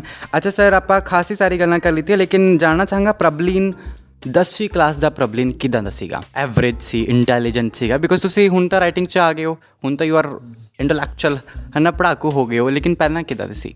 10ਵੀਂ ਕਲਾਸ ਦਾ ਪ੍ਰਬਲੀਨ ਇੱਕ ਸਪੋਰਟਸ ਪਰਸਨ ਵੀ ਸੀ, ਅੱਛਾ, ਕ੍ਰਿਕਟ ਦਾ ਪਲੇਅਰ ਵੀ ਸੀ, ਪੜ੍ਹਾਈ 'ਚ ਵੀ ਠੀਕ ਸੀ, ਬੈਟਰ ਦੈਨ ਐਵਰੇਜ ਸੀ ਔਰ ਬੜਾ ਐਕਟਿਵ ਸੀ। ਉਹ ਹਮੇਸ਼ਾ ਸਟੇਜ 'ਤੇ ਚੜ੍ਹਨ ਦਾ ਇੱਛੁਕ ਰਹਿੰਦਾ ਸੀ ਵੀ ਮੈਂ ਸਟੇਜ 'ਤੇ ਚੜ੍ਹ ਕੇ ਬੋਲਾਂ। ਹਮੇਸ਼ਾ ਜਿੱਥੇ ਵੀ ਉਹਨੂੰ ਲੱਗਦਾ ਸੀ ਵੀ ਉਹਦਾ PR ਵੱਧ ਰਹੀ ਹੈ ਜਾਂ ਕੋਈ ਵੱਡਾ ਬੰਦਾ ਆਇਆ ਤਾਂ ਉਹਨੂੰ ਮਨ 'ਚ ਜ਼ੀਲ ਹੁੰਦੀ ਸੀ ਵੀ ਜਾ ਕੇ ਮਿਲਾਂ। ਅਤੇ ਮੇਰਾ ਜਿਹੜਾ ਪਰਿਵਾਰਕ ਪਿਛੋਕੜ ਹੈ, ਮੈਨੂੰ ਬੜਾ ਸ਼ੁਰੂ ਤੋਂ ਹੀ ਬੜੇ ਅੱਛੇ ਪਲੇਟਫਾਰਮਸ 'ਤੇ ਜਾਣ ਦਾ ਮੌਕਾ ਮਿਲਦਾ ਰਿਹਾ। ਜਿੰਨੇ ਵੀ ਚੀਫ ਮਿਨਿਸਟਰ ਹੋਏ ਸਾਰੇ ਸਾਡੇ ਘਰ ਆਉਂਦੇ ਰਹੇ ਨੇ, ਤਾਂ ਮੈਨੂੰ ਇੱਦਾਂ ਦਾ ਪਲੇਟਫਾਰਮ ਸ਼ੁਰੂ ਬਚਪਨ ਤੋਂ ਹੀ ਮਿਲਦਾ ਰਿਹਾ, ਅਤੇ ਇਸ ਕਰਕੇ ਉਹ ਪ੍ਰਬਲੀਨ ਉੱਦਾਂ ਦਾ ਹੀ ਸੀਗਾ, ਬੜਾ ਸਿੰਪਲ ਜਿਹਾ, ਬੜਾ ਐਕਟਿਵ ਸਪੋਰਟਸ ਪਰਸਨ, ਸਟੂਡੀਓਸ ਵੀ ਸੀ, ਘਰ 'ਚ ਵੀ ਬੜਾ ਇਨਵੋਲਵਡ ਸੀ ਔਰ ਹਮੇਸ਼ਾ ਯਾਰਾਂ ਦੋਸਤਾਂ ਦੇ ਵਿੱਚ ਰਹਿਣ ਵਾਲਾ ਪ੍ਰਬਲੀਨ ਸੀ। ਪ੍ਰਬਲੀਨ ਦੀ PR ਪਬਲਿਕ ਰਿਲੇਸ਼ਨ ਤੋਂ ਪੰਜਾਬੀਅਤ ਰਿਲੇਸ਼ਨ ਦੀ ਮੈਂ ਗੱਲ ਕਰਾਂਗਾ, ਖਾਸੀ ਬਦਲ ਚੁੱਕੀ ਹੈ ਨਾ। ਤੇ ਸਰ ਇੱਕ ਹੋਰ ਗੱਲ ਮੈਂ ਪੁੱਛਣਾ ਚਾਹਾਂਗਾ ਵੀ ਤੁਸੀਂ ਪਹਿਲੀ ਚੀਜ਼ ਕੀ ਕੀਤੀ ਤੀ ਸਟੇਜ 'ਚ ਜਾ ਕੇ? ਉਹ ਤੁਹਾਨੂੰ ਯਾਦ ਹੈ ਉਹ ਇਨਸੀਡੈਂਟ? ਕਿਉਂਕਿ ਮੈਨੂੰ ਯਾਦ ਹੈ, ਮੈਂ ਤਾਂ ਭੁੱਲ ਗਿਆ ਸੀ ਸਟੇਜ 'ਤੇ ਜਾਂਦੇ ਹੀ। ਬਾਅਦ 'ਚ ਹੁਣ ਆਈ ਹੈਵ ਡਨ ਦਿਸ। ਤੁਹਾਡਾ ਕੀ ਐਕਸਪੀਰੀਅੰਸ ਸੀ, ਕੀ ਕੁਝ ਕੀਤਾ ਸੀ? ਮੈਂ ਜਦੋਂ ਸਕੂਲ 'ਚ ਪੜ੍ਹਦਾ ਸੀ ਤਾਂ ਇੱਕ ਵਾਰੀ ਮੈਨੂੰ ਮੇਰੇ ਪ੍ਰਿੰਸੀਪਲ ਨੇ ਮੈਨੂੰ ਸਟੇਜ 'ਤੇ ਚੜ੍ਹਾਤਾ। ਅੱਛਾ। ਅਤੇ ਇੱਕ ਸਾਡੇ ਉੱਥੇ ਗੇਮ ਚੱਲ ਰਹੀ ਸੀ ਵੀ ਜਿਹੜੀ ਵੀ ਪਰਚੀ ਨਿਕਲਦੀ ਸੀ ਤਾਂ ਜੋ ਵੀ ਟੌਪਿਕ ਆਉਂਦਾ ਸੀ ਉਹਦੇ ਉੱਤੇ ਬੋਲਣਾ ਹੁੰਦਾ ਸੀ। ਮੈਂ ਸ਼ਰਾਰਤੀ ਬੜਾ ਸੀ ਬਚਪਨ 'ਚ, ਸਕੂਲ ਟਾਈਮ 'ਚ ਮੈਂ ਬੜਾ ਸ਼ਰਾਰਤੀ ਸੀ। ਅੱਛਾ। ਮੈਂ ਹੈੱਡ ਬੋਏ ਵੀ ਸੀ, ਮੈਂ ਪ੍ਰੀਫੈਕਟ ਵੀ ਰਿਹਾ, ਮੈਂ ਮੋਨੀਟਰ ਵੀ ਰਿਹਾ ਸਾਰੀ ਉਮਰ ਆਪਣੀ ਕਲਾਸ ਦਾ। ਅਤੇ ਜਦੋਂ ਮੈਨੂੰ ਪ੍ਰਿੰਸੀਪਲ ਨੇ ਉੱਪਰ ਚੜ੍ਹਾਤਾ, ਮੇਰੀ ਪਰਚੀ ਨਿਕਲ ਆਈ, ਅਗਰ ਆਪ ਡਾਕਟਰ ਬਣੋਗੇ ਤਾਂ ਕਿਆ ਕਰੋਗੇ। ਅੱਛਾ। ਮੇਰੇ ਮਨ 'ਚ ਸ਼ਰਾਰਤ ਕਹਿਣਾ ਸੀ ਵੀ ਮੈਂ ਬੁੱਕਾਂ ਲਿਖਣੀਆਂ, ਕਿਤਾਬਾਂ ਲਿਖਣੀਆਂ। ਉਹ ਕਿਤਾਬਾਂ ਵਾਲੇ ਡਾਕਟਰ ਦੀ ਗੱਲ ਨਹੀਂ ਸੀ, ਉਹ ਮਰੀਜ਼ਾਂ ਵਾਲੇ ਡਾਕਟਰ ਦੀ ਗੱਲ ਸੀ। ਅਤੇ ਮੇਰੇ ਮਨ 'ਚ ਸ਼ਰਾਰਤ ਸੀ, ਮੈਂ ਆਪਣੇ ਦੋਸਤ ਨੂੰ ਅੱਖ ਮਾਰੀ। ਅਸੀਂ ਸਕੀਮ ਬਣਾਈ ਹੋਈ ਸੀ ਵੀ ਕੁਛ ਇਹੋ ਜਿਹਾ ਹੀ ਕਰਨਾ ਵੀ ਜਿਹਦੇ ਨਾਲ ਸਾਰਾ ਸਕੂਲ ਹੱਸੇ। ਅੱਛਾ। ਮੈਂ ਸਟੇਜ 'ਤੇ ਚੜ੍ਹ ਗਿਆ, ਮੈਂ ਪਰਚੀ ਚੱਕੀ ਤਾਂ ਮੇਰੀ ਪਰਚੀ ਨਿਕਲੇ, ਅਗਰ ਆਪ डॉक्टर बन जाओ तो आप क्या करोगे। मैं क्या भी अगर मैं डॉक्टर बन जाऊँ तो मैं मरीज़ों का इलाज करूँगा। बस ये मैं कह के खड़ गया। मैं थैंक यू कह के थल्ले आने लगा, सारा स्कूल हसन लग गया। तो प्रिंसीपल कहता नहीं you will have to stand for 3 minutes, भी 3 मिनट तुसी बोलना सी। मैं सारे स्कूल के सामने खड़ा, सारा स्कूल देख के कोई की कर रहा है, कोई की कर रहा है। That was turning point for me. फिर मैनू लगा नहीं यार स्टेज ते you should have some material भी, जे 3 मिनट बोलना है भी, शरारत नाल गल नहीं बनी कि बेइज्जती करा के वापस आ गए भी बोलना है। फिर मैं जाके रिक्वेस्ट की प्रिंसीपल नू भी सर जो मॉर्निंग वाला सैशन है भी मैं बोलना चाहना भी तुसी मैनू काइंडली मैनू को माफ़ करो मेरी गलती नू ते मैनू अलाउ करो। तो ही वॉज काइंड इनफ, तो उन्होंने मैनू कहा भी ठीक है। फिर उस तो बाद मैं मॉर्निंग सैशन तो बाद जिवें न्यूज़ पढ़नियाँ, लेटेस्ट की चल रहा उस पर बोलना, करंट इशूज़ ते ਤੇ ਉਹ ਕਰਦੇ ਥੋੜ੍ਹਾ ਕੌਨਫੀਡੈਂਸ ਬਿਲਡਅਪ ਹੋ ਗਿਆ। ਅਤੇ ਉਹ ਮੇਰੀ ਸ਼ੁਰੂਆਤ ਸੀ। ਹੁਣ ਮੈਂ ਸਟੇਜ 'ਤੇ ਜਿੱਥੇ ਮਰਜ਼ੀ ਚਲਾ ਜਾ, ਮੈਨੂੰ ਬੋਲਣ 'ਚ ਡਰ ਨਹੀਂ ਲੱਗਦਾ। ਸ਼ੁਰੂ 'ਚ ਲੱਤਾਂ ਵੀ ਕੰਬਦੀਆਂ ਸੀ, ਤੁਹਾਡੀ ਆਵਾਜ਼ ਵੀ ਥਿੜਕਦੀ ਸੀ, ਪਰ ਜ਼ਿਆਦਾ ਨਹੀਂ ਹੋਇਆ, 1-2 ਵਾਰੀ ਹੋਇਆ। ਬਟ ਵਨਸ ਆਈ ਸਟਾਰਟਡ ਅਤੇ ਫਿਰ ਉਹ ਠੀਕ ਲੈਬ 'ਚ ਚੱਲਦਾ ਗਿਆ ਕੰਮ। ਅਤੇ ਹੁਣ ਕੋਈ ਡਰ ਨਹੀਂ ਲੱਗਦਾ, ਹੁਣ ਐਂ ਲੱਗਦਾ ਵੀ ਨਹੀਂ ਜਦੋਂ ਮਰਜ਼ੀ ਬੋਲ ਸਕਦੇ ਕੁਝ। ਬਿਲਕੁਲ ਸਰ, ਤੁਸੀਂ ਗੱਲ ਕੀ ਵੀ ਮੈਂ ਸ਼ਰਾਰਤੀ ਵੀ ਸੀਗਾ। ਅਤੇ ਵੱਡੀ ਸ਼ਰਾਰਤ ਕੀ ਕੀਤੀ ਹੈ ਸਕੂਲ ਦੇ ਅੰਦਰ? ਯਾਦ ਤਾਂ ਹੋਏਗੀ ਹੈ ਨਾ? ਬੜੀਆਂ ਸ਼ਰਾਰਤਾਂ ਕੀਤੀਆਂ, ਪਰ ਮੈਂ ਇੱਕ ਤੁਹਾਨੂੰ ਦੱਸ ਦਿੰਦਾ ਜਿੱਦਾਂ ਮੈਂ ਅੱਜ ਤੱਕ ਉਸਦਾ ਸਫਰਰ ਹਾਂ। ਮੈਂ ਇੱਕ ਵਾਰੀ ਸਾਡੇ ਘਰ ਦੇ ਸਾਹਮਣੇ ਇੱਕ ਰੱਸੀ ਲੱਗੀ ਹੋਈ ਸੀ। ਅੱਛਾ। ਅਤੇ ਸਾਰੇ ਬੱਚੇ ਉੱਪਰ ਚੜ੍ਹ ਰਹੇ ਸੀ, ਕੋਈ ਥੋੜ੍ਹਾ ਜਿਹਾ ਉੱਪਰ ਜਾ ਕੇ ਥੱਲੇ ਆ ਜਾਂਦਾ ਸੀ। ਮੈਂ ਬਿਲਕੁਲ ਟੌਪ 'ਤੇ ਚਲਾ ਗਿਆ ਰੱਸੀ ਪਕੜ ਕੇ। ਅੱਛਾ। ਟੌਪ 'ਤੇ ਜਾ ਕੇ ਛੱਤ ਨੂੰ ਹੱਥ ਲਾਇਆ। ਜਦੋਂ ਮੈਂ ਛੱਤ ਨੂੰ ਹੱਥ ਲਾਇਆ ਤਾਂ ਮੇਰਾ ਹੱਥ ਛੁੱਟ ਗਿਆ, ਮੈਂ ਨੀਚੇ ਗਿਰਿਆ, ਮੇਰੀ ਐਲਬੋ ਫ੍ਰੈਕਚਰ ਹੋ ਗਈ। ਅਤੇ ਉਹ ਐਲਬੋ ਇਹੋ ਜਿਹੀ ਫ੍ਰੈਕਚਰ ਹੋਈ ਅੱਜ ਤੱਕ ਨਹੀਂ ਸੈੱਟ ਹੋ ਸਕੀ। ਅੱਛਾ। ਅਤੇ ਉਹ ਮੈਨੂੰ ਲੱਗਦਾ ਮੇਰੀ ਸਭ ਤੋਂ ਖਤਰਨਾਕ ਸ਼ਰਾਰਤ ਸੀ ਜਿਹੜੀ ਮੈਂ ਕੀਤੀ। ਅਤੇ ਉਸ ਤੋਂ ਬਾਅਦ ਮੈਂ ਥੋੜ੍ਹਾ ਜਿਹਾ ਫਿਰ ਠੀਕ ਹੋ ਗਿਆ ਵੀ ਨਹੀਂ ਯਾਰ ਆਪਣੇ ਨੁਕਸਾਨ ਹੋ ਰਿਹਾ ਇਸ 'ਚ। ਨਹੀਂ, ਪਹਿਲਾਂ ਪ੍ਰਬਲੀ ਜੀ ਨੂੰ ਲੱਗਿਆ ਸੀ ਵੀ ਇੱਥੇ ਵੀ PR ਮਿਲੇਗੀ, ਆਪਾਂ ਕਰ ਲੈਂਦੇ। ਬਾਅਦ 'ਚ ਪਤਾ ਲੱਗਿਆ ਨਹੀਂ PR ਨਹੀਂ, ਇਹ ਤਾਂ ਡਾਕਟਰ ਦੇ ਘਰੇ ਪਹੁੰਚਾ ਦਿੱਤਾ। ਅੱਛਾ ਸਰ, ਇਹ ਕਿਤਾਬਾਂ ਰਿਲੀਜ਼ ਹੋ ਚੁੱਕੀ ਹੈ ਨਾ? ਅਮਿਤਾਭ ਬੱਚਨ ਨੂੰ ਮਿਲਣ ਦਾ ਐਕਸਪੀਰੀਅੰਸ ਆਪਣੇ ਆਪ 'ਚ ਵੱਡਾ ਹੈ ਨਾ? ਉਹ ਸਟਾਰ ਵੱਡੇ ਆ, ਤੁਸੀਂ ਆਪਣੇ ਆਪ 'ਚ ਵੱਡੇ ਹੋ, ਅਤੇ ਉਹਨਾਂ ਤੋਂ ਆਪਣਾ ਇੰਟਰੋਡਕਸ਼ਨ ਕਰਾਉਣਾ ਕਿੰਨਾ ਚੰਗਾ ਲੱਗਿਆ। ਉੱਥੇ KBC 'ਚ ਸਰ ਗਏ ਸੀ, ਉਹ ਮਿਊਜ਼ਿਕ ਜਿਹੜਾ ਪਿੱਛੋਂ ਉਹ ਵੀ ਵੱਜਿਆ ਸੀ, ਅਤੇ ਸਰ ਰੌਂਗਟੇ ਨਹੀਂ ਖੜ੍ਹੇ ਹੋਏ? ਕਿੱਦਾਂ ਦੀ ਫੀਲਿੰਗ ਸੀ? ਬੜੀ ਮੈਮੋਰੇਬਲ ਟਾਈਮ ਸੀ ਜੀ। ਮੈਂ ਜ਼ਿੰਦਗੀ 'ਚ ਨਹੀਂ ਸੋਚਿਆ ਸੀ ਵੀ ਇਹੋ ਜਿਹਾ ਵੀ ਮੈਨੂੰ ਟਾਈਮ ਮਿਲ ਰਿਹਾ ਜਾਂ ਮੈਂ ਕਦੀ ਇਸ ਸਟੇਜ 'ਤੇ ਵੀ ਆ ਸਕਾਂਗਾ। ਪਰ ਮੈਂ ਤੁਹਾਨੂੰ ਸ਼ੁਰੂ ਤੋਂ ਦੱਸਿਆ ਵੀ ਪਰਮਾਤਮਾ ਦੀ ਬੜੀ ਮੇਰੇ 'ਤੇ ਕਿਰਪਾ ਰਹੀ ਹੈ। ਅਤੇ ਮੈਂ ਜਦੋਂ ਫਸਟ ਮੇਰੀ ਬੁੱਕ ਰਿਲੀਜ਼ ਹੋਈ ਤਾਂ ਉਹਦੇ ਵਿੱਚ ਇੱਕ ਲਿੰਕ ਸੀਗਾ ਜਿਹੜੇ ਕਿ ਉੱਥੇ ਦੇ CEO ਸੀਗੇ, ਅਤੇ ਉਹਨਾਂ ਨੇ ਮੈਨੂੰ ਕਿਹਾ ਵੀ ਮੈਂ ਕੋਸ਼ਿਸ਼ ਕਰਾਂਗਾ ਵੀ ਅਸੀਂ ਇਹਨੂੰ ਬੜੀ ਅੱਛੀ ਕਿਤਾਬ ਹੈ ਵੀ ਬੜੇ ਅੱਛੇ ਵੱਡੇ ਕਿਸੇ ਬਾਲੀਵੁੱਡ ਸਟਾਰ ਤੋਂ ਇਹਨੂੰ ਕਰਾ ਸਕੀਏ। ਅਤੇ ਮੈਂ ਜਦੋਂ ਪਟਿਆਲੇ ਇੱਕ ਦਿਨ ਘਰ ਬੈਠਾ ਸੀ, ਮੈਨੂੰ ਬਾਈ ਚਾਂਸ ਫੋਨ ਆ ਗਿਆ।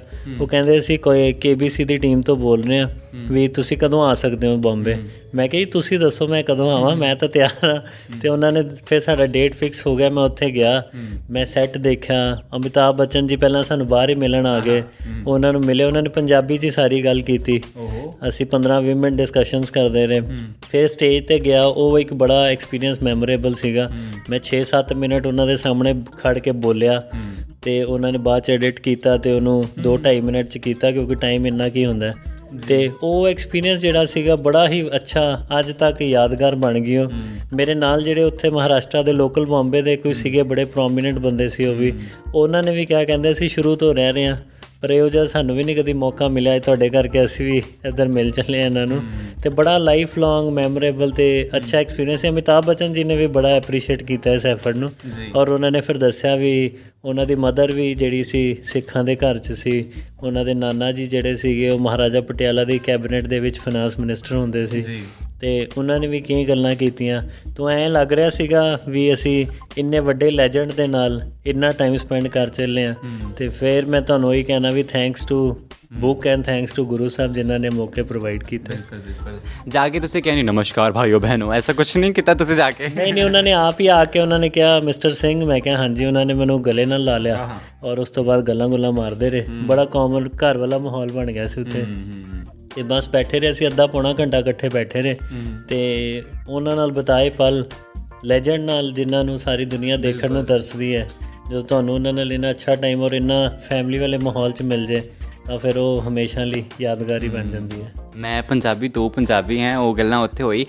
ਸਰ ਟੀਵੀ ਦਾ ਐਕਸਪੀਰੀਅੰਸ ਤੁਸੀਂ ਲੈ ਲਿੱਤਾ ਹੈ ਨਾ, ਬੁੱਕਸ ਦਾ ਰਾਈਟਿੰਗ ਵੀ ਤੁਸੀਂ ਲੈ ਲਿੱਤਾ, ਸਿੰਗਿੰਗ ਦੇ ਵਿੱਚ ਕੋਈ ਇੰਟਰਸਟ ਹੈ ਜਾਂ ਫਿਰ ਇਹਦੇ ਇਲਾਵਾ ਕੁਝ ਹੋਰ ਤੁਸੀਂ ਕਰਨਾ ਪਸੰਦ ਕਰਦੇ ਹੋ? ਨਹੀਂ, ਮੈਂ ਸਿੰਗਿੰਗ ਸੁਣਨਾ ਬੜਾ ਪਸੰਦ ਕਰਦਾ। ਮੈਂ ਕਿੱਦਾਂ ਦੀ ਸ਼ਬਦ ਕੀਰਤਨ ਜਿਹੜਾ ਵੀ ਦਰਬਾਰ ਸਾਹਿਬ ਦਾ, ਕੋਈ ਬੜੇ ਅੱਛੇ ਅੱਛੇ ਰਾਗੀ ਨੇ, ਜਿਵੇਂ ਭਾਈ ਰਵਿੰਦਰ ਸਿੰਘ ਨੇ, ਭਾਈ ਸੁਰਿੰਦਰ ਸਿੰਘ ਜੋਧਪੁਰੀ ਸੀਗੇ, ਆਪਣਾ ਭਾਈ ਹਰਜਿੰਦਰ ਸਿੰਘ ਸ਼੍ਰੀਨਗਰ ਵਾਲੇ, ਮੈਂ ਇਹਨਾਂ ਦੇ ਬਹੁਤ ਸੁਣਦਾ ਰਿਹਾ। ਮੈਨੂੰ ਇਹ ਸ਼ਬਦ ਸੁਣਨ ਦੇ ਨਾਲ, ਗੁਰਬਾਣੀ ਸੁਣਨ ਦੇ ਨਾਲ, ਜਾਂ ਕੋਈ ਬਹੁਤ ਅੱਛਾ ਕੋਈ ਸਿੰਗਰ ਦਾ ਸੌਂਗਸ ਹੋਣ, ਜਿੱਦਾਂ ਕਿ ਸਤਿੰਦਰ ਸਰਤਾਜ ਨਾਲ ਬੜਾ ਸਕੂਨ ਮਿਲਦਾ ਹੈ ਵੀ ਤੁਹਾਡਾ ਪੀਸ ਆਫ ਮਾਈਂਡ ਰਹਿੰਦਾ ਅਤੇ ਤੁਸੀਂ ਇੰਟਰਨਲੀ ਬੜੇ ਸਟਰੋਂਗ ਰਹਿੰਦੇ ਹੋ। ਅੱਛਾ ਸਰ, ਤੁਸੀਂ ਸੰਸਕਾਰੀ ਬਹੁਤ ਜ਼ਿਆਦਾ ਹੋ ਹੈ ਨਾ, ਤੁਸੀਂ ਸੰਸਕਾਰੀ ਲਿਖਦੇ ਹੋ, ਸੰਸਕਾਰੀ ਸੁਣਦੇ ਹੋ, ਲੇਕਿਨ ਅਜਿਹਾ ਕੁਝ ਤਾਂ ਤੁਸੀਂ ਕਰਦੇ ਹੋਣਾ ਜਿੱਦਾਂ ਕਿ ਐਂਟਰਟੇਨਮੈਂਟ ਸੌਂਗ ਤੁਸੀਂ ਦੇਖਦੇ ਹੋਣੇ, ਮੂਵੀਜ਼ ਕਿਹੜੀਆਂ ਦੇਖਦੇ ਹੋ, ਉਹ ਚੀਜ਼ਾਂ ਕਿੱਦਾਂ ਤੁਸੀਂ ਕਰਦੇ ਹੋ ਮੈਨੇਜ, ਅਤੇ ਕਿੱਥੇ ਹੈ ਉਹ, ਕਿੱਥੇ ਲੁਕੋ ਕੇ ਰੱਖੀਆਂ? ਨਹੀਂ, ਉਹ ਕਿਤੇ ਵੀ ਨਹੀਂ ਲੁਕੋ ਕੇ ਰੱਖੀਆਂ। ਜਿਹੜੀ ਵੀ ਲੇਟੈਸਟ ਮੂਵੀ ਆਉਂਦੀ ਹੈ ਉਹ ਜ਼ਰੂਰ ਦੇਖਦੇ ਹਾਂ, ਕਿਉਂਕਿ ਹੁਣ ਫੈਮਿਲੀ ਦੇ ਵਿੱਚ ਸਾਰਾ ਕੁਝ ਦੇਖਣਾ ਵੀ ਪੈਂਦਾ, ਕਰਨਾ ਵੀ ਪੈਂਦਾ। ਅਤੇ ਜ਼ਰੂਰ ਜੇ ਤੁਹਾਡਾ ਨਹੀਂ ਵੀ ਇੱਛਾ ਹੁੰਦੀ, ਕਈ ਵਾਰੀ ਕੁਝ ਇੱਦਾਂ ਦਾ ਚੱਲ ਰਿਹਾ ਹੁੰਦਾ, ਤੁਸੀਂ ਮੂਵੀ 'ਚ ਕਿਹੜੀ ਮੂਵੀ ਦੇਖੀ ਸਰ? ਮੈਂ ਲਾਸਟ ਮੂਵੀ ਦੇਖੀ ਸੀ ਥੋੜ੍ਹੇ ਦਿਨ ਪਹਿਲਾਂ, ਮਦਰਾਸ ਕੈਫੇ। ਅੱਛਾ। ਉਹਦੇ 'ਚ ਰਾਜੀਵ ਗਾਂਧੀ ਵਾਲਿਆਂ ਦੀ ਅਸੈਸੀਨੇਸ਼ਨ 'ਤੇ ਸਾਰੀ ਉਹ ਸਟੋਰੀ ਬਣੀ ਹੈ, ਬੜੀ ਅੱਛੀ ਮੈਨੂੰ ਲੱਗੀ। ਵੀ ਰੀਅਲ ਜਿਹੜੀਆਂ ਲਾਈਫ ਸਟੋਰੀਜ਼ ਹੁੰਦੀਆਂ ਉਹ ਦੇਖਣ ਦਾ ਇੱਕ ਮੈਨੂੰ ਬੜਾ ਅਲੱਗ ਕਰੇਜ਼ ਹੈ, ਅਤੇ ਮੈਂ ਹਮੇਸ਼ਾ ਉਹਨਾਂ ਨੂੰ ਲਾਈਕ ਕਰਦਾ ਵੀ ਇੱਦਾਂ ਦੀਆਂ ਮੂਵੀਜ਼ ਜਿਹੜੀਆਂ। ਮੈਂ ਅੱਗੇ ਵੀ ਆਪਣੇ ਬੱਚਿਆਂ ਨੂੰ ਵੀ ਕਹਿੰਦਾ ਵੀ ਆਹ ਦੇਖੋ, ਤੁਹਾਨੂੰ ਹਿਸਟਰੀ ਬਾਰੇ ਨੌਲੇਜ ਹੋਏਗੀ, ਤੁਹਾਨੂੰ ਇਸ ਇੰਸੀਡੈਂਟ ਬਾਰੇ ਪਤਾ ਚੱਲੇਗਾ। ਉਹ ਜਿਹੜੀਆਂ ਇਹ ਵਾਲੀਆਂ ਸਟੋਰੀਜ਼ ਹੈ, ਆਈ ਰੀਅਲੀ ਲਾਈਕ ਦੈਮ, ਅਤੇ ਮੈਂ ਹਮੇਸ਼ਾ ਇਹ ਦੇਖਦਾ ਰਹਿੰਦਾ ਨੈਟਫਲਿਕਸ 'ਤੇ, ਪ੍ਰਾਈਮ 'ਤੇ, ਜਾਂ ਕੋਈ ਵੀ ਨਵੀਂ ਫਿਲਮ ਕਿਹੜੀ ਇੱਦਾਂ ਦੀ ਆਈ ਜਿਹੜੀ ਰੀਅਲ ਉਸ 'ਤੇ ਇੰਸੀਡੈਂਟ 'ਤੇ ਬਣੀ ਹੋਏ ਤਾਂ ਉਹ ਮੈਂ ਦੇਖਣੀਆਂ ਬਹੁਤ ਪਸੰਦ ਕਰਦਾ ਜੀ। ਅੱਛਾ, ਅਤੇ ਸਰ ਲਾਸਟ ਸੌਂਗ ਤੁਸੀਂ ਕਿਹੜਾ ਸੁਣਿਆ? ਮੈਂ ਕੱਲ੍ਹ ਹੀ ਸੁਣਿਆ ਸਤਿੰਦਰ ਸਰਤਾਜ ਦਾ ਆਖਰੀ ਅਪੀਲ ਉਡਾਰੀਆਂ। ਯੈਸ, ਬੜਾ ਅੱਛਾ ਸੌਂਗ ਹੈ ਜੀ, ਬੜਾ ਅਪੀਲ ਕੀਤਾ ਮੈਨੂੰ। ਬਟ ਮੈਨੂੰ ਮਿਊਜ਼ਿਕ ਮੇਰੇ ਦਿਮਾਗ 'ਚ ਚੱਲਦਾ, ਪਰ ਮੈਨੂੰ ਵਰਡਿੰਗਸ ਜਲਦੀ ਜਲਦੀ ਯਾਦ ਨਹੀਂ ਹੁੰਦੀਆਂ। ਅੱਛਾ। ਅਤੇ ਇਸ ਲਈ ਬੜਾ ਨੇ ਪਹਿਲਾਂ ਹੀ ਕਲੀਅਰ ਕਰਤਾ ਵੀ ਤੂੰ ਆਦੀ ਗਵਾਉਣ ਦੀ ਕੋਸ਼ਿਸ਼ ਨਾ ਕਰੀ, ਠੀਕ ਹੋ ਗਿਆ ਹੈ, ਪਹਿਲਾਂ ਹੀ ਕਲੀਅਰ ਕਰਤਾ। ਅੱਛਾ ਸਰ, ਆਪਾਂ ਸਾਰੀ ਗੱਲਾਂ ਆਲਮੋਸਟ ਕਵਰ ਕਰ ਲਿੱਤੀਆਂ। ਪੰਜਾਬੀ ਯੂਨੀਵਰਸਿਟੀ ਦੇ ਨਾਲ ਜੁੜਾਵ ਕਿੱਦਾਂ ਸ਼ੁਰੂ ਹੋਇਆ, ਤੁਸੀਂ ਕਦੋਂ ਇੱਥੇ ਆਏ? Because you are a student here, student ਤੋਂ ਹੁਣ ਇੱਥੇ ਤੱਕ ਦੀ ਜਿਹੜੀ ਥਾਂ ਹੈ ਉਹ ਕਿੱਦਾਂ ਸ਼ੁਰੂ ਹੋਈ? ਮੈਂ 2000 ਦੇ ਵਿੱਚ ਪੰਜਾਬੀ ਯੂਨੀਵਰਸਿਟੀ ਦੇ ਵਿੱਚ BCA ਕੀਤੀ, 2002 ਤੋਂ 2003। ਫਿਰ 2003 'ਤੇ ਮੈਨੂੰ ਇੱਥੇ ਕੈਂਪਸ ਦੇ ਵਿੱਚ MBA 'ਚ ਐਡਮਿਸ਼ਨ ਮਿਲ ਗਈ। 2003 ਤੋਂ 2005 ਮੈਂ ਇੱਥੇ MBA ਕੀਤੀ। ਉਸ ਤੋਂ ਬਾਅਦ 2005 'ਚ ਮੇਰੀ ਇੱਥੋਂ ਹੀ ਕੈਂਪਸ ਪਲੇਸਮੈਂਟ ਹੋਈ ਵੁਡਲੈਂਡ ਕੰਪਨੀ ਦੇ ਵਿੱਚ। ਮੈਂ ਥੋੜ੍ਹੇ ਟਾਈਮ ਵੁਡਲੈਂਡ 'ਚ ਕੰਮ ਕੀਤਾ, ਫਿਰ ਮੇਰੀ ਸਿਲੈਕਸ਼ਨ ਹੋ ਗਈ ਭਾਰਤੀ ਏਅਰਟੈਲ ਲਿਮਟਿਡ ਦੇ ਵਿੱਚ। ਮੈਂ ਭਾਰਤੀ ਏਅਰਟੈਲ 'ਚ 6 ਸਾਲ ਦਾ ਜਿਹੜਾ ਸਫ਼ਰ ਕੰਮ ਕੀਤਾ, ਬੜਾ ਅੱਛਾ ਕੰਮ ਕੀਤਾ। ਉਹਦੇ 'ਚ ਵੀ ਮੈਂ ਜਿਹੜਾ ਸੀਗਾ ਬੜਾ ਅੱਛਾ ਮੈਰੀਟੋਰੀਅਸ ਰਿਹਾ 6 ਸਾਲ। ਮੈਨੂੰ ਬੜੇ ਅਵਾਰਡਸ ਮਿਲਦੇ ਰਹੇ ਕਸਟਮਰ ਸਰਵਿਸ ਦੇ, ਜਾਂ ਬੜੇ ਅੱਛੇ ਅਵਾਰਡਸ ਮਿਲੇ। ਮੈਨੂੰ ਯਾਦ ਹੈ ਜਦੋਂ ਮੈਂ ਸਰ ਨੂੰ ਕਾਲ ਕੀਤਾ ਸੀ, ਸਰ ਨੇ ਮੈਨੂੰ ਕਿਹਾ ਸੀ ਨਮਸਕਾਰ ਬਤੀ ਆਪਕੀ ਕੀ ਸਹਾਇਤਾ ਕੀ ਜਾ ਸਕਦੀ ਹੈ। ਤਾਂ ਸਰ ਉਹ ਉੱਥੇ ਆਇਆ ਸੀ ਕਿ ਕਿੱਦਾਂ ਮੈਨੇਜ ਕੀਤਾ ਤੁਸੀਂ? ਨਹੀਂ, ਉਹ ਇੱਕ KRA ਦਾ ਪਾਰਟ ਸੀਗਾ ਸਾਡਾ, ਕਸਟਮਰ ਸਰਵਿਸ ਦਾ। ਅਤੇ otherwise customer service delivery department ਜਿੰਨੇ ਵੀ ਸ਼ੋਰੂਮ ਸੀ, ਜਿੰਨੇ ਵੀ ਕਸਟਮਰ ਰਿਟੇਨਿੰਗ ਸੈਂਟਰ ਸੀ, ਉਹ ਸਾਰੇ ਮੇਰੀ ਸੁਪਰਵਿਜ਼ਨ 'ਚ ਉਦੋਂ ਚੱਲਦੇ ਰਹੇ 6 ਸਾਲ। ਅਤੇ ਉਸ ਤੋਂ ਬਾਅਦ ਇੱਥੇ ਪੋਸਟ ਨਿਕਲੀ, ਮੈਂ ਅਪਲਾਈ ਕੀਤੀ, ਇੱਥੇ ਮੇਰੀ ਸਿਲੈਕਸ਼ਨ ਹੋ ਗਈ ਪੰਜਾਬੀ ਯੂਨੀਵਰਸਿਟੀ ਦੇ ਵਿੱਚ। ਮੈਂ ਆ ਗਿਆ 2011 ਦੇ ਵਿੱਚ, ਅਤੇ ਹੁਣ 2022 ਹੋ ਗਿਆ, 11 ਸਾਲ ਦਾ ਤਕਰੀਬਨ ਸਫ਼ਰ ਹੋ ਗਿਆ। ਅਤੇ ਉਹ ਯੂਨੀਵਰਸਿਟੀ ਨਾਲ ਜੁੜੇ ਹੋਏ ਹਾਂ। ਸ਼ੁਰੂ ਤੋਂ ਮੈਂ 2000 ਤੋਂ ਜੁੜਿਆ ਹਾਂ, ਮੈਨੂੰ ਤਾਂ ਤਕਰੀਬਨ 22 ਸਾਲ ਹੋ ਗਏ। ਉਸ ਤੋਂ ਪਹਿਲਾਂ ਵੀ ਜੁੜਿਆ ਹੋਇਆ ਸੀ, ਮੇਰੇ ਮਦਰ ਵੀ ਇੱਥੇ ਹੀ ਸੀਗੇ, ਉਹ ਇੱਥੋਂ ਹੀ ਰਿਟਾਇਰ ਹੋਏ ਨੇ ਐਜ਼ ਐਡੀਟਰ। ਤਾਂ ਉਹਨਾਂ ਦੇ ਨਾਲ ਵੀ ਬੜੀ ਵਾਰੀ ਆਉਣਾ ਹੋਇਆ। ਤਾਂ ਬਚਪਨ ਤੋਂ ਹੀ ਜਦ ਦਾ ਹੋਸ਼ ਸੰਭਾਲਿਆ ਪੰਜਾਬੀ ਯੂਨੀਵਰਸਿਟੀ ਬਾਰੇ ਸਾਰੀ ਨੌਲੇਜ ਸੀਗੀ ਵੀ ਇੱਥੇ ਕੀ ਹੁੰਦਾ ਹੈ, ਕਿਵੇਂ ਹੈ। ਤਾਂ ਸ਼ੁਰੂ ਤੋਂ ਹੀ ਜੁੜੇ ਹੋਏ ਸੈਂਸ ਬਰਥ ਜੀ। ਸਰ ਇੱਥੇ ਦੇ ਯੂਥ ਵਾਸਤੇ ਕੀ ਕੁਝ ਮੈਸੇਜ ਦੇਣਾ ਚਾਹੋਗੇ? Because youth is up to something good, ਉਹਨਾਂ ਨੂੰ ਕੁਝ ਗੁੱਡ ਚਾਹੀਦਾ ਲੇਕਿਨ ਉਹਨਾਂ ਨੂੰ ਉਹ ਮਿਲਦਾ ਨਹੀਂ। ਮੈਂ ਗੱਲ ਕਰਾਂ ਪੰਜਾਬੀ ਯੂਨੀਵਰਸਿਟੀ ਦੀ ਤੇ ਕਾਫੀ ਸਾਰੀ ਚੀਜ਼ਾਂ ਹੁੰਦੀਆਂ ਜਿਹੜੀ ਛੁੱਟ ਜਾਂਦੀਆਂ, ਕੋਈ ਸਾਨੂੰ ਦੱਸਦਾ ਨਹੀਂ ਹੈ ਨਾ, ਗਾਈਡੈਂਸ ਨਹੀਂ ਹੁੰਦੀ। ਕੀ ਕੁਝ ਮੈਸੇਜ ਹੋਏਗਾ ਉਹਨਾਂ ਦੇ ਵਾਸਤੇ? ਦੇਖੋ, ਕੋਈ ਜੌਬਸ ਦੀ ਕਮੀ ਨਹੀਂ ਹੈ, ਕਿਸੇ ਐਂਟਰਪ੍ਰੇਨਿਓਰਸ਼ਿਪ ਦੀ ਕਮੀ ਨਹੀਂ ਹੈ ਇੰਡੀਆ ਦੇ ਵਿੱਚ। ਇਹ ਆਪਣੀ ਪਰਸੈਪਸ਼ਨ ਬਣ ਗਈ ਹੈ। ਅੱਜ ਵੀ ਮਿਹਨਤ ਕਰਨ ਵਾਲੇ ਬੱਚੇ ਜਿਹੜੇ ਨੇ ਉਹ ਆਪਣੀ ਲਾਈਫ ਦੇ ਵਿੱਚ ਸੈੱਟ ਹੋ ਹੀ ਜਾਂਦੇ ਨੇ। ਥੋੜ੍ਹੀ ਜਿਹੀ ਮਿਹਨਤ ਦੀ ਲੋੜ ਹੈ, ਥੋੜ੍ਹੀ ਜਿਹੀ ਸਿੰਸੈਰਿਟੀ ਦੀ ਲੋੜ ਹੈ, ਥੋੜ੍ਹੀ ਜਿਹੀ ਡੈਡੀਕੇਸ਼ਨ ਦੀ ਲੋੜ ਹੈ। ਦੇਖੋ, ਹਰ ਕੋਈ ਜਿਹੜਾ ਅੰਬਾਨੀ ਅਦਾਨੀ ਨਹੀਂ ਬਣ ਸਕਦਾ, ਹਰ ਕਿਸੇ ਨੂੰ ਗਵਰਨਮੈਂਟ ਜੌਬ ਵੀ ਨਹੀਂ ਮਿਲ ਸਕਦੀ, ਹਰ ਕੋਈ IAS IPS ਵੀ ਨਹੀਂ ਬਣ ਸਕਦਾ। ਪਰ ਉਸ ਤੋਂ ਇਲਾਵਾ ਵੀ ਹਜ਼ਾਰਾਂ ਫੀਲਡ ਨੇ ਜਿਹੜੇ ਤੁਹਾਡੇ ਹੱਥ ਦੀ ਮੁਹਾਰਤ ਦੇ ਕੰਮ ਨੇ, ਜਿਹੜੇ ਤੁਹਾਡੇ ਮਾਈਂਡ ਦੇ ਕੰਮ ਨੇ, ਉਹ ਬਹੁਤ ਕੰਮ ਅਵੇਲੇਬਲ ਨੇ। ਸਿਰਫ ਇੱਕ ਜ਼ੀਲ ਚਾਹੀਦੀ ਹੈ ਕੁਝ ਕਰਨ ਦੀ, ਔਰ ਜਿਹਦੇ 'ਚ ਉਹ ਜ਼ੀਲ ਹੈ ਉਹ ਹਮੇਸ਼ਾ ਹੀ ਕਾਮਯਾਬ ਹੋਏਗਾ। ਔਰ ਜ਼ਿੰਦਗੀ 'ਚ ਹਮੇਸ਼ਾ ਯਾਦ ਰੱਖਿਓ, ਕਦੀ ਕੋਈ ਸ਼ਾਰਟਕਟ ਨਹੀਂ ਹੈ ਕਿਸੇ ਵੀ ਸਫਲਤਾ ਦਾ। ਹਮੇਸ਼ਾ ਪ੍ਰੋਪਰ ਰੂਟ ਫੋਲੋ ਹੀ ਕਰਨਾ ਪਏਗਾ ਜੇ ਤੁਸੀਂ ਸਫਲ ਹੋਣਾ। ਪੋਜ਼ਿਟਿਵਿਟੀ, ਡੈਡੀਕੇਸ਼ਨ, ਸਿੰਸੈਰਿਟੀ, ਓਨੈਸਟੀ, ਇਹ ਜੇ ਤੁਹਾਡੇ 'ਚ 4 ਗੁਣ ਨੇ, ਤੁਹਾਡੀ ਆਟੋਮੈਟਿਕਲੀ ਮਾਰਕੀਟ ਵੈਲਿਊ ਪੈਂਦੀ ਜਾਂਦੀ ਹੈ। ਕਿਸੇ ਨੂੰ ਤੁਹਾਨੂੰ ਗੁੱਡ ਵਾਈਨ ਨੀਡਸ ਨੋ ਬੁਸ਼, ਉਹ ਤੁਹਾਡਾ ਇਹੋ ਜਿਹਾ ਇੱਕ ਕਿਰਦਾਰ ਸੈੱਟ ਹੋ ਜਾਂਦਾ ਵੀ ਮਾਰਕੀਟ ਵਾਲੇ ਬੰਦੇ ਖਿੱਚਦੇ ਨੇ ਵੀ ਸਾਡੇ ਕੋਲ ਆ ਜਾ, ਸਾਡੇ ਕੋਲ ਆ ਜਾ। ਮੈਂ ਆਦੀ ਦੀ ਐਗਜ਼ਾਮਪਲ ਦੇ ਦਿੰਦਾ ਤੁਹਾਨੂੰ ਸਾਰਿਆਂ ਨੂੰ ਵੀ ਥੋੜ੍ਹਾ ਹੀ ਟਾਈਮ ਹੋਇਆ ਸਾਨੂੰ ਮਿਲਿਆ, ਥੋੜ੍ਹੀ ਦੇਰ ਹੀ ਹੋਈ ਹੈ, ਬਟ ਜਿਹੜੀ ਮਾਰਕੀਟ ਵੈਲਿਊ ਇਹਨਾਂ ਨੇ ਥੋੜ੍ਹੇ ਸਮੇਂ 'ਚ ਕ੍ਰੀਏਟ ਕੀਤੀ ਹੈ, ਉਹ ਮੈਂ ਉਸ ਦੀ ਐਪਰੀਸੀਏਸ਼ਨ ਵੀ ਕਰਦਾ, ਇਹਨਾਂ ਨੂੰ ਸ਼ਾਬਾਸ਼ੀ ਵੀ ਦੇਣਾ ਵੀ ਇੰਨਾ ਕੁਛ ਹੈ ਇਹਨਾਂ ਕੋਲ। ਜਿਹੜਾ ਕਲਾ ਹੈ ਤੁਹਾਡੇ ਅੰਦਰ, ਹੁਨਰ ਹੈ, ਉਹਦਾ ਕੋਈ ਮੁੱਲ ਨਹੀਂ ਪਾ ਸਕਦਾ, ਉਹ ਤੁਸੀਂ ਆਪਣਾ ਮੁੱਲ ਆਪ ਹੀ ਪਵਾਉਣਾ। ਅਤੇ ਇਸ ਕਰਕੇ ਆਪਣਾ ਜੋਸ਼ ਨਾਲ, ਇਮਾਨਦਾਰੀ ਨਾਲ ਕੰਮ ਕਰੋ। ਤੁਹਾਡੇ ਅੱਗੇ ਕੋਈ ਕੈਰੀਅਰ 'ਚ ਕੋਈ ਕਿਸੇ ਤਰ੍ਹਾਂ ਦੀ ਕੋਈ ਪ੍ਰੋਬਲਮ ਨਹੀਂ ਆਏਗੀ, ਤੁਸੀਂ ਜ਼ਰੂਰ ਸਫਲ ਹੋਵੋਗੇ। बिल्कुल। तो thank you so much sir मेरी तारीफ़ा करने वास्ते। कहाँ थे आप इससे पहले? मेरी तारीफ़ किसी ने नहीं की है, मैं मर जा गुड़ खा के। अच्छा सर, एक और एक 11 आपको 11 साल हो चुके हैं यूनिवर्सिटी के अंदर, है ना? तो एक तुसी, एक तुहाडी अपनी माँ, है ना, जिन्हें मिल के बहुत कुछ देखा, यूनिवर्सिटी नूं बदलते हुए भी वेख्या। किन्नी की यूनिवर्सिटी बदल चुकी है? डेवलपमेंट की मैं गल करांगा, चाहे यूथ नूं लैके मैं गल करां भी यूथ भी खासा बदल गया है एज यू टोल्ड। तो किन्ना क बदलाव तुसी वेख्या? ਦੇਖੋ, with the emergence of social media, ਨਵੀਂ ਟੈਕਨੋਲੋਜੀ ਨਾਲ ਯੂਨੀਵਰਸਿਟੀ ਬਹੁਤ ਬਦਲੀ ਹੈ। ਯੂਨੀਵਰਸਿਟੀ ਦੇ ਵਿੱਚ ਅੱਜ ਜੇ ਅਸੀਂ ਦੇਖਦੇ ਹਾਂ ਤਾਂ ਪਲੇਸਮੈਂਟ ਦੀ ਗੱਲ ਹੋ ਰਹੀ ਹੈ। ਯੂਨੀਵਰਸਿਟੀ ਦੇ ਵਿੱਚ ਅੱਜ ਜੇ ਅਸੀਂ ਦੇਖਦੇ ਹਾਂ ਟ੍ਰੇਨਿੰਗਸ ਦੀ ਗੱਲ ਹੋ ਰਹੀ ਹੈ। ਤੁਸੀਂ ਜੇ ਪਿਛਲਾ ਰਿਕਾਰਡ ਦੇਖੋ, ਹੁਣ ਦਾ ਦੇਖੋ, ਅਸੀਂ ਕਲੇਮ ਨਹੀਂ ਕਰਦੇ ਬਟ ਸਾਡੀ 100% ਪਲੇਸਮੈਂਟ ਹੈ। ਜਿਹੜੇ ਬੱਚੇ ਚਾਹੁੰਦੇ ਨੇ ਉਹਨਾਂ ਦੀ 100% ਪਲੇਸਮੈਂਟ ਹੁੰਦੀ ਹੈ। ਇਹ ਸਰਕਾਰੀ ਸਿਸਟਮ ਦੇ ਵਿੱਚ ਹੋਣ ਕਰਕੇ ਅਸੀਂ ਦੀ ਮਾਰਕੀਟਿੰਗ ਉਸ ਲੈਵਲ 'ਤੇ ਨਹੀਂ ਕਰ ਸਕਦੇ ਜਿਵੇਂ ਪ੍ਰਾਈਵੇਟ ਯੂਨੀਵਰਸਿਟੀਜ਼ ਕਰਦੀਆਂ। ਬਟ ਅੱਜ ਵੀ ਜਿਹੜਾ ਐਜੂਕੇਸ਼ਨ ਦਾ ਮਿਆਰ ਹੈ ਉਹ ਪੰਜਾਬੀ ਯੂਨੀਵਰਸਿਟੀ ਦਾ ਬਹੁਤ ਵੱਡਾ ਹੈ। ਤੁਸੀਂ ਕੰਪੈਰੀਜ਼ਨ ਦੇਖ ਲਓ, ਇੱਕ ਪ੍ਰਾਈਵੇਟ ਕਾਲਜ ਦਾ ਬੰਦਾ ਇੱਕ ਇੰਪਲੋਈ ਰੱਖਦਾ ਹੈ, ਟੀਚਰ ਰੱਖਦਾ ਹੈ, ਉਹ ਵੱਧ ਤੋਂ ਵੱਧ ਉਹਨੂੰ 15,000 20,000 25,000 ਦਿੰਦੇ ਨੇ, ਔਰ ਉਹ ਕੰਪਰੋਮਾਈਜ਼ ਕਰ ਲੈਂਦੇ ਨੇ ਕੁਆਲੀਫਿਕੇਸ਼ਨ 'ਤੇ ਵੀ। ਅਸੀਂ ਵੀ have to follow UGC guidelines, UGC rules. ਅਸੀਂ PhD ਤੋਂ ਘੱਟ, ਨੈਟ ਤੋਂ ਘੱਟ ਕੋਈ ਟੀਚਰ ਦੀ ਅਪਾਇੰਟਮੈਂਟ ਨਹੀਂ ਕਰਦੇ। ਔਰ ਤੁਸੀਂ ਦੇਖੋ, ਜਿਹੜਾ ਬੰਦਾ PhD ਕਰਕੇ ਹੈ, ਨੈਟ ਕੁਆਲੀਫਾਈਡ ਹੈ, ਓਬਵੀਅਸਲੀ ਉਹ ਇੰਟੈਲੀਜੈਂਟ ਹੈ, ਤਾਂ ਹੀ ਇਸ ਲੈਵਲ ਤੱਕ ਪਹੁੰਚਦਾ। ਔਰ ਉਹ ਅੱਗੇ ਬੱਚਿਆਂ ਨੂੰ ਜੋ ਗਿਆਨ ਦੇ ਸਕਦੇ ਨੇ, ਜਿਹੜੇ ਪ੍ਰਾਈਵੇਟ ਇੰਸਟੀਟਿਊਸ਼ਨਸ ਵਾਲੇ ਨੇ, ਉਹ ਉਹਦੇ ਕੰਪੈਰੀਜ਼ਨ 'ਚ ਕਿਤੇ ਸਟੈਂਡਿੰਗ ਨਹੀਂ ਹੈ। ਅਤੇ ਔਰ ਐਜੂਕੇਸ਼ਨ ਦਾ ਕੁਆਲਿਟੀ ਬਹੁਤ ਵਧੀਆ ਹੈ। ਭਾਵੇਂ ਸਾਡੇ ਕੋਲ ਬੱਚਿਆਂ ਦੀ ਕੁਆਂਟਿਟੀ ਘੱਟ ਹੈ ਬਟ ਐਜੂਕੇਸ਼ਨ ਦੀ ਕੁਆਲਿਟੀ ਬਹੁਤ ਜ਼ਿਆਦਾ ਹੈ। ਔਰ ਸਾਡੇ ਸਾਰੇ ਡਿਪਾਰਟਮੈਂਟਸ ਜਿੰਨੇ ਵੀ ਨੇ, ਸਾਰਿਆਂ 'ਚ ਐਡਮਿਸ਼ਨ ਜਿਹੜੀ ਹੈ ਵੇਟਿੰਗ ਲਿਸਟ ਚੱਲਦੀ ਹੈ, ਸਾਰਿਆਂ ਦੇ ਵਿੱਚ ਫੁੱਲ ਰਹਿੰਦੀਆਂ ਐਡਮਿਸ਼ਨਸ। ਇੰਜੀਨੀਅਰਿੰਗ ਹੋ ਗਈ, MBA ਹੋ ਗਈ, ਫਾਰਮੇਸੀ ਹੋ ਗਈ, ਫਿਜ਼ੀਓਥੈਰੇਪੀ ਹੋ ਗਈ, ਸਾਈਕੋਲੋਜੀ ਹੋ ਗਈ, ਆਰਟਸ ਦੇ ਜਿੰਨੇ ਵੀ ਕੋਰਸਿਸ, ਲਾਅ ਹੋ ਗਈ, ਜਿੰਨੇ ਵੀ ਕੋਰਸਿਸ ਨੇ ਸਾਰਿਆਂ ਦੇ ਵਿੱਚ ਵੇਟਿੰਗ ਚੱਲਦੀ ਹੈ। ਯੂਨੀਵਰਸਿਟੀ ਦੇ ਵਿੱਚ ਬਹੁਤ ਫਰਕ ਪਿਆ। ਟੈਕਨੋਲੋਜੀਕਲੀ ਵੀ ਅਸੀਂ ਬਹੁਤ ਐਡਵਾਂਸ ਹੋਏ ਹਾਂ। ਕੈਮਸ ਡਿਪਾਰਟਮੈਂਟ ਸ਼ੁਰੂ ਹੋਇਆ ਸਾਡਾ ਨਵਾਂ, ਸੋਫਿਸਟੀਕੇਟਿਡ ਇੰਸਟਰੂਮੈਂਟੇਸ਼ਨ ਸੈਂਟਰ ਸਾਡਾ ਸ਼ੁਰੂ ਹੋਇਆ। ਇੱਦਾਂ ਦੇ ਐਂਟਰਪ੍ਰੀਨਿਓਰਸ਼ਿਪ ਡਿਵੈਲਪਮੈਂਟ ਸੈਂਟਰ ਖੁੱਲ੍ਹੇ ਨੇ। ਬਹੁਤ ਕੁਛ ਨਵਾਂ ਸ਼ੁਰੂ ਹੋਇਆ ਜਿਹੜਾ ਇੰਡਸਟਰੀ ਨੂੰ ਮੈਚ ਕਰਦਾ। ਔਰ ਜੇ ਅੱਜ ਤੋਂ 10 ਸਾਲ ਪਹਿਲਾਂ ਵਾਲੀ ਪੰਜਾਬੀ ਯੂਨੀਵਰਸਿਟੀ ਦੇਖ ਲਈ, ਅੱਜ ਦੇਖ ਲਈਏ ਤਾਂ ਜ਼ਮੀਨ ਅਸਮਾਨ ਦਾ ਫਰਕ ਹੈ। ਅੱਜ ਪੰਜਾਬੀ ਯੂਨੀਵਰਸਿਟੀ ਨੂੰ ਪੂਰੇ ਵਰਲਡ ਦੇ ਵਿੱਚ ਲੋਕ ਜਾਣਦੇ ਨੇ ਵੀ ਲੈਂਗੁਏਜ ਦੇ ਨਾਂ 'ਤੇ ਸਿਰਫ 2 ਯੂਨੀਵਰਸਿਟੀਆਂ ਸੀਗੀਆਂ, ਇੱਕ ਹਿਥਰੋ ਯੂਨੀਵਰਸਿਟੀ ਅਤੇ ਦੂਜੀ ਪੰਜਾਬੀ ਯੂਨੀਵਰਸਿਟੀ। ਅਤੇ ਇਸ ਕਰਕੇ ਜਿਹੜਾ ਸਾਡਾ ਜਿਹੜਾ ਲੈਵਲ ਹੈ ਔਰ ਮਾਰਕੀਟਿੰਗ ਦਾ ਬਹੁਤ ਜ਼ਿਆਦਾ ਫਰਕ ਪਿਆ। ਤੇ ਡਿਫਰੈਂਸ ਦੀ ਜੇਕਰ ਮੈਂ ਗੱਲ ਕਰਾਂ ਤੇ 10 ਸਾਲ ਪਹਿਲਾਂ ਪ੍ਰਬਲਿਨ ਛੋਟਾ ਹੁੰਦਾ ਸੀ ਇਸੀ ਯੂਨੀਵਰਸਿਟੀ ਦੇ ਵਿੱਚ, ਤੇ ਹੁਣ 10 ਸਾਲ ਬਾਅਦ ਪ੍ਰਬਲਿਨ ਬੜਾ ਹੈ ਨਾ। ਤੇ ਸਰ ਮੈਂ ਗੱਲ ਕਰਾਂਗਾ ਸਾਡੇ ਟੀਚਰਸ ਦੀ। ਤੁਸੀਂ ਖੁਦ ਇੱਥੋਂ ਪੜ੍ਹੇ ਹੋ, ਹੈ ਨਾ, ਤੇ ਟੀਚਰ ਦੇ ਆਪਾਂ ਨਾ ਨਾਂ ਰੱਖੇ ਹੁੰਦੇ ਆ, ਜਿੱਦਾਂ ਕਿ ਮੇਰੇ ਪ੍ਰਿੰਸੀਪਲ ਦਾ ਨਾਂ ਆਪਾਂ ਰੱਖਿਆ ਹੋਇਆ ਸੀ ਡੋਰੀਮੋਨ, ਤੇ ਇੱਦਾਂ ਦੇ ਨਾਂ ਕੀ ਕੁਝ ਸੀ ਉਹ ਮੈਂ ਜਾਣਨਾ ਚਾਹਾਂਗਾ। ਦੇਖੋ ਅੰਦਰ ਦੀ ਬਾਤ ਹਮਨੇ ਕਿਸੇ ਕੋ ਬਤਾਨੀ ਨਹੀਂ। ਦੇਖੋ ਇੱਦਾਂ ਦੀ ਕੋਈ ਗੱਲ ਨਹੀਂ ਸੀ, ਸਾਡੇ ਸਾਰੇ ਟੀਚਰ ਬੜੇ ਰਿਸਪੈਕਟੇਬਲ ਸੀਗੇ ਔਰ ਅੱਜ ਵੀ ਨੇ।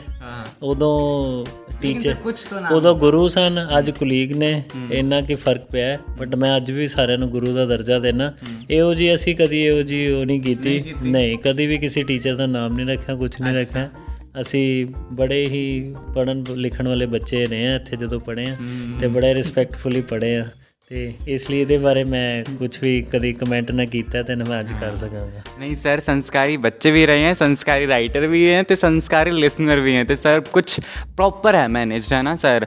तो बहुत कुछ ਆਪਾਂ ਗੱਲਾਂ ਬਾਤਾਂ ਕੀਤੀ ਸਰ। ਰੇਡੀਓ ਔਰੇਂਜ RJ ਆਦੀ ਇੱਥੇ ਆਇਆ, ਕਿੱਦਾਂ ਦਾ ਮਿਲ ਕੇ ਲੱਗਿਆ ਸਰ? ਬਹੁਤ ਅੱਛਾ ਲੱਗਾ ਜੀ। ਮੈਂ ਤੁਹਾਡੇ ਪਲਾਨ ਸੁਣੇ ਨੇ, ਮੈਨੂੰ ਪਤਾ ਨਹੀਂ ਸੀਗਾ ਪਹਿਲਾਂ, ਪਰ ਮੈਂ ਆਈ ਵਿਸ਼ ਕਿ ਇਹ ਜਿਹੜਾ ਤੁਹਾਡਾ FM ਨਵਾਂ ਚੈਨਲ ਖੁੱਲ੍ਹਾ ਇਹ ਦਿਨ ਦੁਗਣੀ ਰਾਤ ਚੌਗਣੀ ਤਰੱਕੀ ਕਰੇ, ਅਤੇ ਆਦੀ ਸਿਰਫ ਪੰਜਾਬ ਦਾ ਨਹੀਂ ਪੂਰੇ ਇੰਡੀਆ ਦਾ ਹੈੱਡ ਬਣਿਆ ਆਉਣ ਵਾਲੇ 5 ਸਾਲਾਂ ਦੇ ਵਿੱਚ।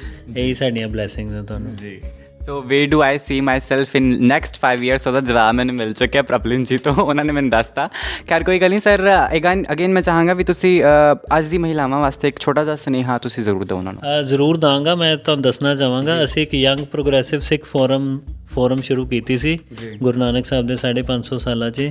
ਇਹਦੇ ਵਿੱਚ 42 ਸਾਡੇ ਮੈਂਬਰਸ ਨੇ, ਸਾਰੀਆਂ ਇੰਡੀਆ ਦੀਆਂ ਹਰ ਸਟੇਟ 'ਚੋਂ ਅਸੀਂ ਇੱਕ ਮੈਂਬਰ ਲਿਆ ਹੋਇਆ, ਜਿਹੜੇ ਉੱਥੇ ਦੇ ਪ੍ਰੋਗਰੈਸਿਵ ਕੰਮ ਕਰ ਰਹੇ ਨੇ ਔਰ ਯੂਥ ਦੇ ਨਾਲ ਰਿਲੇਟਿਡ ਕੰਮ ਕਰ ਰਹੇ ਨੇ। ਇਸ ਫੋਰਮ ਦੇ ਵਿੱਚ ਅਸੀਂ ਬੜਾ ਕੰਮ ਕੀਤਾ। ਅਸੀਂ ਹੁਣ ਲੇਟੈਸਟ ਹੀ 2 ਮਹੀਨੇ ਪਹਿਲਾਂ ਜੇ ਸਿੱਖ ਲੜਕੀਆਂ ਜਿਹੜੀਆਂ ਬਰੇਵ ਸਿੱਖ ਗਰਲਸ ਸੀਗੀਆਂ ਉਹਨਾਂ ਨੂੰ ਆਨਰ ਕੀਤਾ। ਉਹ ਅਰਾਊਂਡ 42 ਸਾਰੇ ਇੰਡੀਆ 'ਚੋਂ 42 ਲੜਕੀਆਂ ਆਈਆਂ ਸੀ, ਜਿਨ੍ਹਾਂ ਨੇ ਕਿਸੇ ਨੇ ਕੋਈ ਲੁਟੇਰੇ ਫੜੇ, ਕਿਸੇ ਨੇ ਕੁਛ ਇੱਦਾਂ ਦੇ ਕੰਮ ਕੀਤੇ। ਤਾਂ ਇੱਕ ਬੜੀ ਮੋਟੀਵੇਸ਼ਨ ਸੀਗੀ ਉਹਨਾਂ ਲਈ। ਅਸੀਂ ਸ਼ੁਰੂ ਤੋਂ ਹੀ as employee also, as forum ਦਾ ਬੀਇੰਗ ਫਾਊਂਡਰ ਪ੍ਰੈਜ਼ੀਡੈਂਟ ਆਲਸੋ, ਅਸੀਂ ਹਮੇਸ਼ਾ ਹੀ ਜਿਹੜੀਆਂ ਲੜਕੀਆਂ ਉਹਨਾਂ ਦੀ ਵੈਲਫੇਅਰ ਲਈ, ਉਹਨਾਂ ਦੀ ਮੈਂਟਲ ਹੈਲਥ ਦੇ ਬਾਰੇ ਵੀ ਅਸੀਂ ਕਈ ਕੈਰੀਅਰ ਕਾਉਂਸਲਿੰਗ ਪ੍ਰੋਗਰਾਮਸ ਵੀ ਕਰਾਏ। ਸਾਨੂੰ ਇਹ ਹੈ ਵੀ ਜਿਹੜੀ ਲੜਕੀ ਹੈ ਜਾਂ ਪੈਸਿਆਂ ਕਰਕੇ ਉਹਨਾਂ ਦੀ ਐਜੂਕੇਸ਼ਨ 'ਤੇ ਵੀ ਨਹੀਂ ਕੋਈ ਫਰਕ ਪੈਣਾ ਚਾਹੀਦਾ। ਅਸੀਂ ਐਜੂਕੇਸ਼ਨ ਵੀ ਉਹਨਾਂ ਦੀ ਸਪੋਂਸਰ ਕਰਦੇ ਹਾਂ, ਅਤੇ ਇਸ ਲਈ ਹਮੇਸ਼ਾ ਹੀ ਅਸੀਂ ਚਾਹਾਂਗੇ ਕਿ ਲੜਕੀਆਂ ਦਾ ਮਲਟੀਪਲ ਰੋਲ ਹੁੰਦਾ ਸੋਸਾਇਟੀ ਦੇ ਵਿੱਚ, ਅਤੇ ਉਹਨਾਂ ਦੀ ਡਿਵੈਲਪਮੈਂਟ ਦੇ ਲਈ, ਉਹਨਾਂ ਦੀ ਐਜੂਕੇਸ਼ਨ ਲਈ, ਉਹਨਾਂ ਦੀ ਐਂਟਰਪ੍ਰੇਨਿਓਰਸ਼ਿਪ ਲਈ, ਉਹਨਾਂ ਦੀ ਇੰਪਲੋਇਮੈਂਟ ਲਈ ਅਸੀਂ ਸ਼ੁਰੂ ਤੋਂ ਵਚਨਬੱਧ ਸੀ, ਅੱਗੇ ਵੀ ਵਚਨਬੱਧ ਆ ਵੀ ਕਿਸੇ ਨੂੰ ਵੀ ਕਿਸੇ ਤਰ੍ਹਾਂ ਦੀ ਲੋੜ ਹੈ ਤਾਂ ਉਹ ਸਾਨੂੰ ਕੰਟੈਕਟ ਕਰ ਸਕਦੇ ਨੇ। ਅਤੇ ਸਰ ਤੁਸੀਂ ਘਰ ਜਾ ਕੇ ਫਿਰ ਆਪਣੇ ਬੱਚੇ ਨੂੰ ਕਹਿੰਦੇ ਹੋ ਵੀ ਜਾ ਤੂੰ ਵੀ ਕੋਈ ਗੁੰਡਾ ਗੰਡਾ ਫੜ ਕੇ ਲੈ ਕੇ ਆ, ਹੈ ਅਜਿਹਾ ਹੁੰਦਾ ਹੈ? ਨਹੀਂ, ਇੱਦਾਂ ਦੀ ਕੋਈ ਸਿਚੁਏਸ਼ਨ ਇੰਟੈਂਸ਼ਨਲੀ ਨਹੀਂ ਜਾਂ ਡੈਲੀਬਰੇਟਲੀ ਨਹੀਂ ਹੋਈ। ਕਿਸੇ ਦੀ ਲਾਈਫ ਦੇ ਵਿੱਚ ਇੱਦਾਂ ਦੀ ਸਿਚੁਏਸ਼ਨ ਨੈਚੁਰਲ ਫਲੋ ਦੇ ਵਿੱਚ ਹੀ ਆ ਗਈ, ਜਿੰਦਾ ਉਹਨੇ ਬੜਾ ਡਟ ਕੇ ਮੁਕਾਬਲਾ ਕੀਤਾ। ਓਬਵੀਅਸਲੀ ਅਸੀਂ ਹਮੇਸ਼ਾ ਬੱਚਿਆਂ ਨੂੰ ਇਹ ਗਾਈਡ ਕਰਦੇ ਹਾਂ ਵੀ ਨਾ ਜ਼ੁਲਮ ਕਰਨਾ ਅਤੇ ਨਾ ਜ਼ੁਲਮ ਸਹਿਣਾ। ਵੀ ਜੇ ਤੁਹਾਨੂੰ ਸੁਸਾਇਟੀ 'ਚ ਵੀ ਕਦੀ ਲੱਗੇ ਵੀ ਇੱਦਾਂ ਦਾ ਕੁਛ ਹੋ ਰਿਹਾ, ਤੁਸੀਂ ਆ ਕੇ ਸਾਨੂੰ ਦੱਸੋ, ਜੇ ਅਸੀਂ ਕਿਸੇ ਤਰ੍ਹਾਂ ਕਿਸੇ ਦੀ ਵੀ ਹੈਲਪ ਕਰ ਸਕੇ ਤਾਂ ਜ਼ਰੂਰ ਕਰਾਂਗੇ। ਅਤੇ ਮੈਨੂੰ ਇਹ ਵੀ ਖੁਸ਼ੀ ਹੈ ਦੱਸਣ 'ਚ ਵੀ ਮੇਰੀ ਬੇਟੀ ਬੜੀ ਐਕਟਿਵ ਹੈ, ਅਤੇ ਉਹ ਵੀ ਇੱਦਾਂ ਦਾ ਸੋਸ਼ਲ ਵਰਕ, ਅਤੇ ਹਮੇਸ਼ਾ ਮੈਨੂੰ ਕਹਿੰਦੀ ਰਹਿੰਦੀ ਹੈ। ਉਹਨੇ ਗੱਡੀ 'ਚ 10 ਕੁ ਕੰਬਲ ਰੱਖੇ ਹੋਏ ਨੇ, ਜਿਹੜਾ ਉਹ ਦੇਖਦੀ ਹੈ ਵੀ ਕੋਈ ਗਰੀਬ ਜਾ ਰਿਹਾ ਜਿਹਨੂੰ ਰਿਐਲਿਟੀ 'ਚ ਲੋੜ ਹੈ, ਤਾਂ ਉਹ ਮੈਨੂੰ ਗੱਡੀ ਰੁਕਵਾ ਕੇ ਵਿੱਚੋਂ ਕੰਬਲ ਕੱਢ ਕੇ ਉਹਨਾਂ ਨੂੰ ਦੇ ਕੇ ਆਉਂਦੀ ਹੈ। ਸਰਦੀਆਂ ਦੇ ਮੌਸਮ 'ਚ, ਗਰਮੀਆਂ 'ਚ ਉਹ ਫਿਰ ਚੱਪਲਾਂ ਰੱਖ ਲੈਂਦੀ ਹੈ। ਜਿਹੜਾ ਦੇਖਦੀ ਹੈ ਵੀ ਕੋਈ ਬੱਚਾ ਕੋਈ ਨੰਗੇ ਪੈਰੀ ਜਾ ਰਿਹਾ, ਕੁਝ ਜਾ ਰਿਹਾ, ਤਾਂ ਉਹਨਾਂ ਨੂੰ ਦੇ ਦਿੰਦੀ ਹੈ। ਮੈਨੂੰ ਖੁਸ਼ੀ ਹੈ ਵੀ ਬੱਚਿਆਂ ਦੀ ਵੀ ਜਿਹੜੀ ਸੁਸਾਇਟੀ ਪ੍ਰਤੀ ਬੜੀ ਪੋਜ਼ੀਟਿਵ ਸੋਚ ਹੈ, ਅਤੇ ਇੱਦਾਂ ਦੀ ਸੋਚ सकारात्मक भारत बनाने ਦੇ ਵਿੱਚ बहुत काम करेगी आने वाले समय। बिल्कुल सर, और एक ऐसी ही दोस्त मेरी भी है जो गाड़ी में अपने कंबल रखती है, सर्दियों का मौसम है फ़िलहाल और सुबह वैसे भी मुश्किल हो जाती है, तो वो क्या करती है, उसको ऐसे ही राह चलते एक महिला मिली, उसने गाड़ी से ब्लैंकेट को निकाला और लड़की के कंधों पर डाल दिया। तो लड़की का रिप्लाई था, एक्सक्यूज़ मी मैडम, मैं शादी में जा रही हूँ, ठान नहीं है मुझे, मैं गरीब नहीं हूँ। तो ये भी चीज़ें होती हैं मार्केट में, राइट, इट्स अ थिंग। लेकिन thank you so much sir साढ़े नाल जुड़न वास्ते। बहुत कुछ तुसी दसता ना, बहुत कुछ लोगों ਨੂੰ ਅਵੇਅਰ ਤੁਸੀਂ ਕੀਤਾ ਹੈ। आई एम रियली थैंकफुल ਤੁਸੀਂ ਆਪਣਾ ਕੀਮਤੀ ਸਮਾਂ ਮੈਨੂੰ ਦਿੱਤਾ। ਥੈਂਕ ਯੂ ਆਦੀ, I am blessed and I am happy ਕਿ ਤੁਸੀਂ ਅੱਜ ਆਏ ਹੋ ਸਾਡੀ ਯੂਨੀਵਰਸਿਟੀ ਦੇ ਵਿਹੜੇ। ਤੁਹਾਡਾ ਇੱਥੇ ਆਉਣ ਨੂੰ ਜੀ ਆਇਆਂ ਨੂੰ ਵੀ ਹੈ ਅਤੇ ਧੰਨਵਾਦ ਵੀ ਹੈ, ਔਰ ਮੈਂ ਉਮੀਦ ਕਰਾਂਗਾ ਵੀ ਆਉਣ ਵਾਲੇ ਟਾਈਮ ਦੇ ਵਿੱਚ ਵੀ ਆਪਾਂ ਵੱਧ ਤੋਂ ਵੱਧ ਇਨਵੋਲਵ ਹੋ ਕੇ ਜੋ ਵੀ ਸੁਸਾਇਟੀ ਦੇ ਲਈ ਕੁਝ ਕਰ ਸਕੇ ਅੱਛਾ, ਤਾਂ ਜ਼ਰੂਰ ਅਸੀਂ ਤੁਹਾਡੇ ਨਾਲ ਰਹਾਂਗੇ ਹਮੇਸ਼ਾ ਜੀ। Thank you. ਅਤੇ ਤੁਸੀਂ ਸਾਰੇ ਮੈਨੂੰ ਸੁਣ ਰਹੇ ਹੋ RJ ਆਦੀ ਦੇ ਨਾਲ। ਸੁਣਦੇ ਰਹੋ ਰੇਡੀਓ ਔਰੇਂਜ, ਕੁਝ ਖੱਟਾ ਕੁਝ ਮਿੱਠਾ।